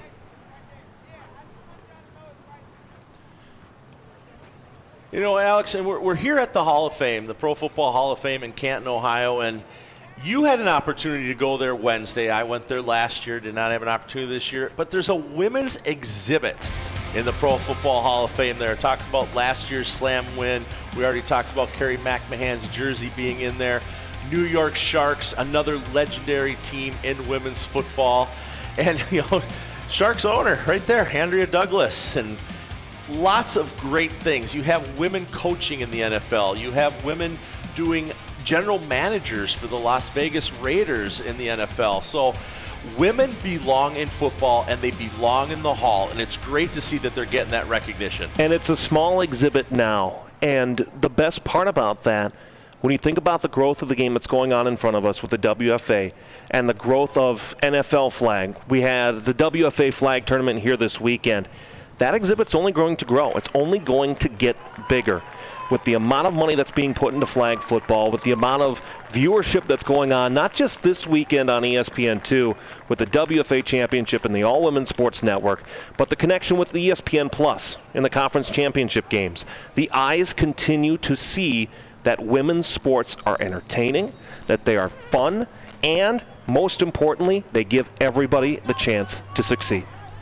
That injured player for DC was number 28, Ricky Rivas, and she gets a little bit of help over there to the sideline, and St. Louis facing a 4th down. 2:34 remaining here in the 4th quarter. St. Louis up over DC 26-14. Gall and Hay looking over to Coach Davis, figuring out what he wants them to do. And think about the impact that these 3 receivers for St. Louis have had today, too, between Richardson, McMahon, and Block. You have a receiver on the near side of the screen in Ariana Cook who has not had a reception yet because of the impact that the other 3 have had up and down the field. We have reached the 2-minute timeout. All right, and this is going to take us to our 2-minute timeout. And Alex, on the other side of this timeout, what's going to happen? I think if you're St. Louis and you're lining up with Taylor Hay right now, I think you continue to give it to Taylor Hay. With the amount of legacy that she has, and certainly if this is her final game, you want to be able to give her the opportunity to seal it. You know, you think about opportunities that players have to end their game and in their season and in their career winning a championship. That's what you want to do. But really here in the second half, the ball has been the program, and well, the program's been a little bit inconsistent at times in terms of possession. Fumbles, interceptions, turnovers, and big tip plays. Kaylee Knightsling with an interception for St. Louis, one of 2 that the Slam would have here in this second half. Meanwhile, a direct snap, a Wildcat run, as it's Carrie McMahon, whose jersey currently is in the Pro Football Hall of Fame, running it in for the Wildcat score. 2-point conversion was not attempted, and the point after was no good. It wouldn't matter. Here's a pick 6 all the way back to the house. Kiana Smith running down the right side of the sideline, and the receiver turned cornerback takes it to the end zone, and that's exactly why the Slam lead here at the 2-minute timeout. 2 minutes remaining, 4th down and 6 for Jamie Gall. She takes the snap. She's got defenders coming in on her. They're going to get to her, and that ball is going to be taken down, and DC now is going to take over 1st and 10 from their own 40, Alex. Well, and now it's game time. For the DC Divas, it's time. It's time to prove again that you have the ability to come back from deficits. We saw a 2-minute drill that worked so well for DC at the end of the first half. Now you have to replicate it here not once, but twice in this second half. With the score where it's at, you're probably not looking at overtime being a possibility. And so you have to play for the win here now if you're DC. We know teams have been successful with onside kicks against St. Louis this year, but you have to get to a score first before that becomes a question. So Amanda Congialdi stands at her 35 and awaits the snap. Ball is up. Amanda throws it to the right. She's got an open receiver, and it's in and out of the hands intended for White. And that's good assistance from Kaylee Neitzling over the top of the screen, recognizing where that ball's going over, making a play on the ball, and having that double coverage on the far side against Sienna Britt, who's been such a dangerous receiver this evening for the DC Divas. Clock stops. Time is the most valuable thing that DC has on their hands right now with 1:47 remaining. 2nd down and 10.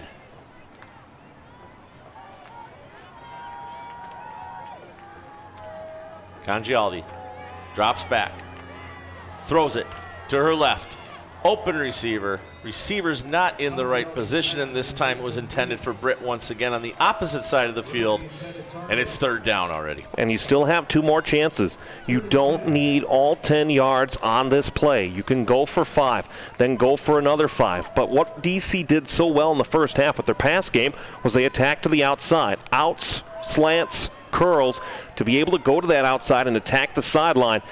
You have to look for the DC Divas to do that again here. 3rd down and 10. Congialdi throws it. Pass complete to Buckman. Buckman gonna escape. She's got tacklers behind her chasing her down. She only got Neitzling to beat. Neitzling's gonna pull her down from behind, but not before she makes it down to the 11-yard line. 1st and 10 for the Divas. And this is a pass up the middle, where Buckman goes on that straight go route, and it's a perfect pass from Congialdi to where she's at. When a great quarterback finds a receiver and finds him in the right spot, and then it's just skill. It's skill and speed ran by Buckman, continuing to gain yardage but stay close enough to the sideline where you can step out of bounds, or even if a defender drags you out of bounds, to keep that play alive. 1st and 10 from the 11. Buckman in motion to Congialdi's left. Congialdi throws it to the end zone. The pass is going to fall incomplete.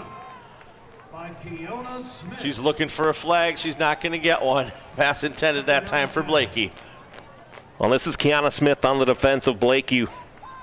Once again, the game-turning pick 6 for Kiana Smith, and another good defensive possession by St. Louis. 2nd down and 10. Last time we were at the 11-yard line is when it was turned over in the end zone. DC not wanting to see a repeat of that, and this one is in and out of the hands of Howell. 3rd down. And you're in the same situation. You don't need a score. You can get a fresh set of downs. So cut that 2 plays into 5 yards each and work your way towards the sideline. Keep the clock stopped as best you can. And don't try to do too much on this 3rd down when you have a 4th. 3rd down and 10. Congialdi gonna get hit as she throws the ball. This one's gonna be incomplete. It's 4th down, minute 15 remaining here in the final frame. Well, now you gotta go for it.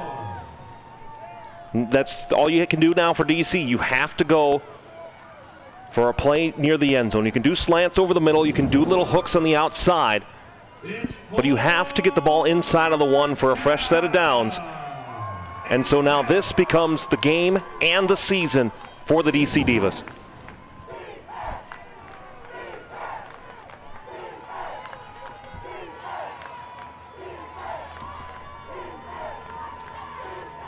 Gialdi waits. Buckman moves. Takes the snap. Going to keep it herself and pulled down for a loss on the play. St. Louis will take over on downs. By number 50, Kanani Daniels.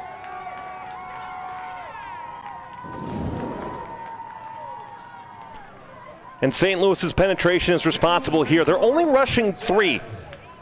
And just great offensive line play ran by St. Louis. And when they had the ball, they responded to DC by throwing great defensive pressure.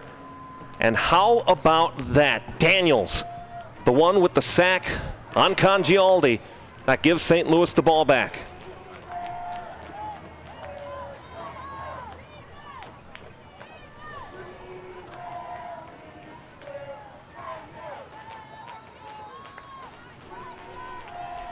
So 1st and 10 for the Slam from their own 15-yard line.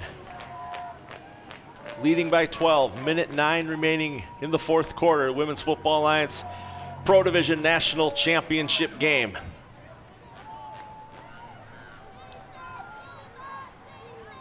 Gall takes the snap, takes the knee.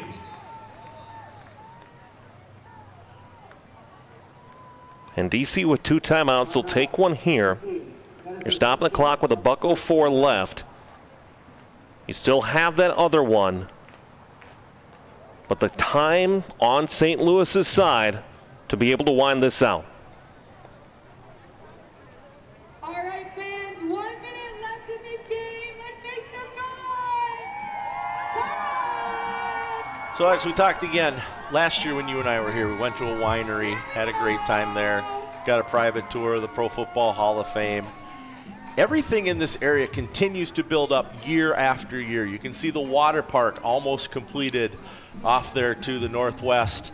You've got the brew kettle, you've got shops, you've got Build-A-Bear. I see ice cream. You know where I'm going after the game there. Well, but this whole area just keeps getting bigger and better. And it's the investment by sports leagues that continue to allow it to build up. Tom Benson, the late owner of the New Orleans Saints, put a lot of money into this facility after it was named Fawcett Stadium. And you look at how this Hall of Fame village continues to grow, continues to develop because of the support of the NFL, because of the support of the WFA, and the continued investment in sports in communities.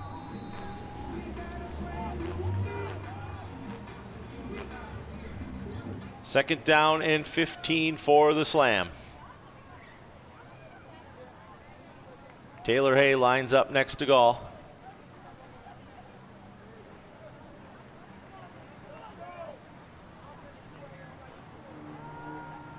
This time, hand it off. There is a flag on the play. Flag on the play. Hay up the middle. And the Divas jump just a little early. Great cadence by Jamie Gall. We've seen that over her career. Offsides. Defense, number 32. 5-yard penalty. Repeat, 2nd down. Fleming, the guilty party for the Divas. Get St. Louis up back to the original line of scrimmage. Clock continues to tick. And that'll force DC to take their final timeout. That's even the worst part about that, is that by committing that penalty, that clock starts to run. And so you force DC to take that final timeout. And now all of a sudden you take a knee, you take another, and the Slam win again. So you look at, this is our 5th season being here at Tom Benson Hall of Fame Stadium in Canton, Ohio, and we're hoping to be back here next year. I know that that's still a decision that has to be made by both the league and the Pro Football Hall of Fame, the Hall of Fame Village people here, but every year the neighborhoods are so welcoming. We were having lunch yesterday, and our waitress actually at our table just said, you know, hey, we're so happy that you guys are here again this year. You guys come in, you bring us business, and it's great to be recognized year after year for coming into this city and bringing these athletes to this town. And it's the investment in women's sports. We talked about it all game long, is that if you invest in something that is quality, and we've seen quality now, especially the last 2 years, we've had great football games. In great championship games at the pro level. We had a great Division II championship game last night. Good things happen when you invest. 2nd down and 10. Gall hands it off to Hay. Hay straight up the middle this time, taken down by Sharp. Going to bring up 3rd down and 10 as the clock continues to tick on the St. Louis and DC seasons. And there's nothing that DC can do to stop that clock. And so as soon as Jamie Gall will take a knee, that'll do it for St. Louis. And everyone critical of St. Louis and their schedule, again, the Slam look at it and say, well, it doesn't matter who we play, we'll beat you. And a great game last year for the Slam against Boston, another great game here against DC. People may think their schedule is weak, but the Slam will say, well, we don't care, we still win.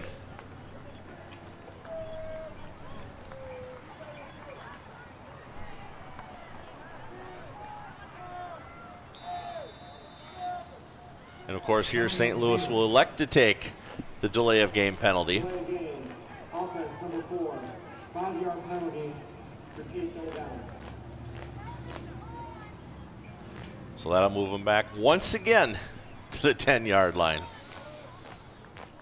When you think about St. Louis, just the program that they've continued to build up over the years. They've taken some pauses, they've taken some times off, but they always find a way back to the top. It's a well-coached organization with players and athletes who continue to develop their relationships with each other, and they know where everybody is. They know where the running lanes are going to be available. They know where the receivers are going to be, and they just continue to get better each and every time we see them.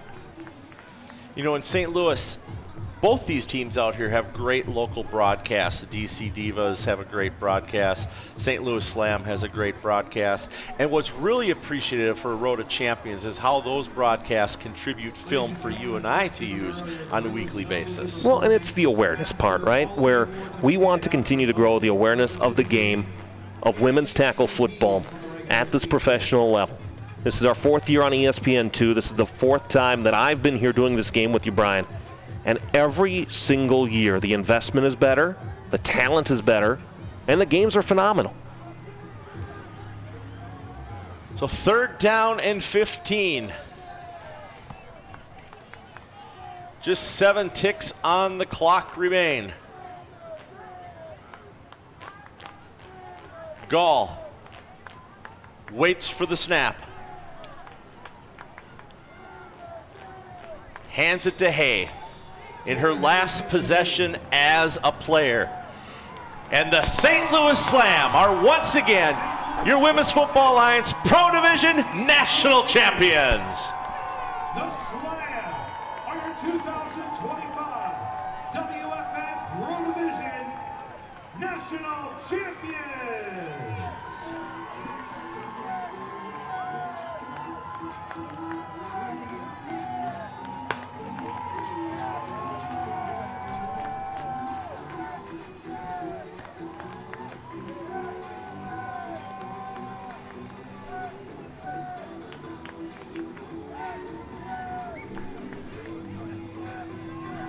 And a great way for them to end it, handing it off to a great player.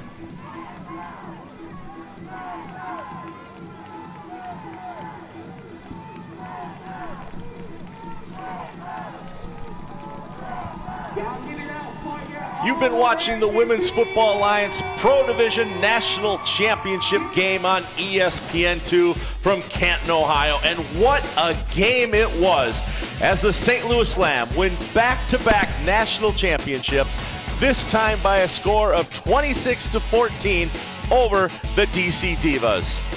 For Matt Fargo and Donna Wilkinson, Susie Kuhl and Alex Wested, I'm Brian Sweeney. We thank you for watching, and we can't wait to see you back here again next season.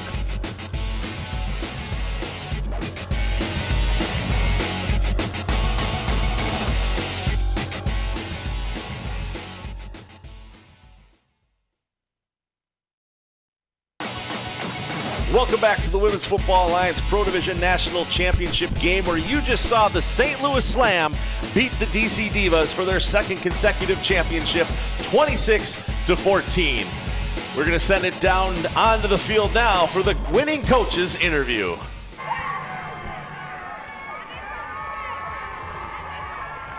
Thanks, Brian. I'm down here with our player of the game from the St. Louis Slam.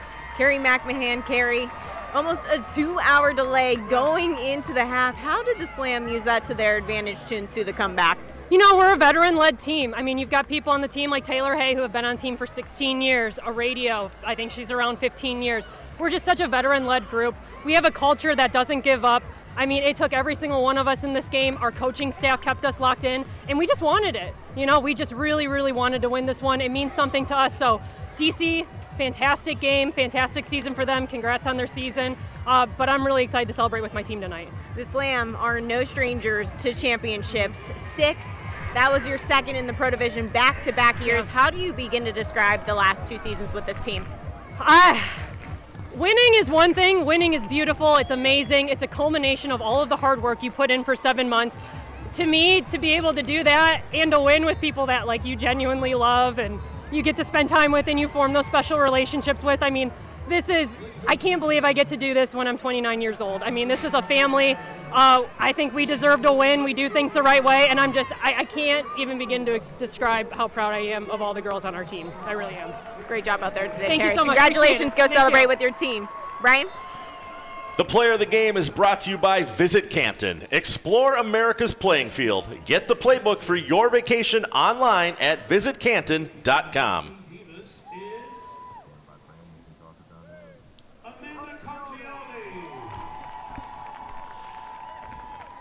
Fans, at this time, we will join public address announcer Brandon Rossi for the awards ceremony. And now, the MVP for the St. Louis Slam and getting her jersey put into the Pro Football Hall of Fame is Jada Humphrey.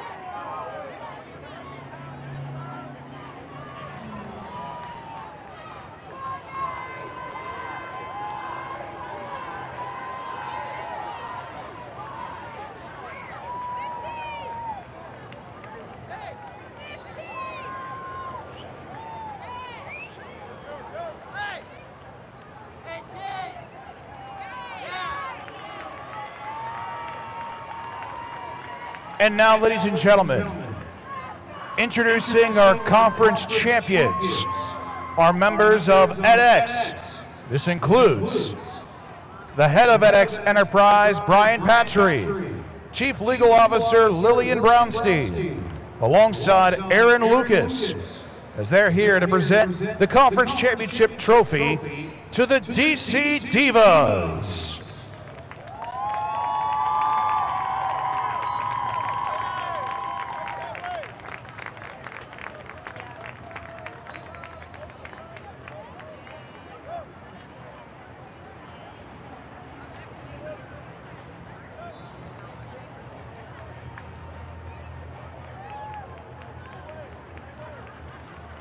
And now, here to present the National Championship Trophy, please welcome Doc and Dana Harris. As they're here to present the Franco Harris WFA National Championship Trophy to your back-to-back Pro Division champions, the St. Louis Slam!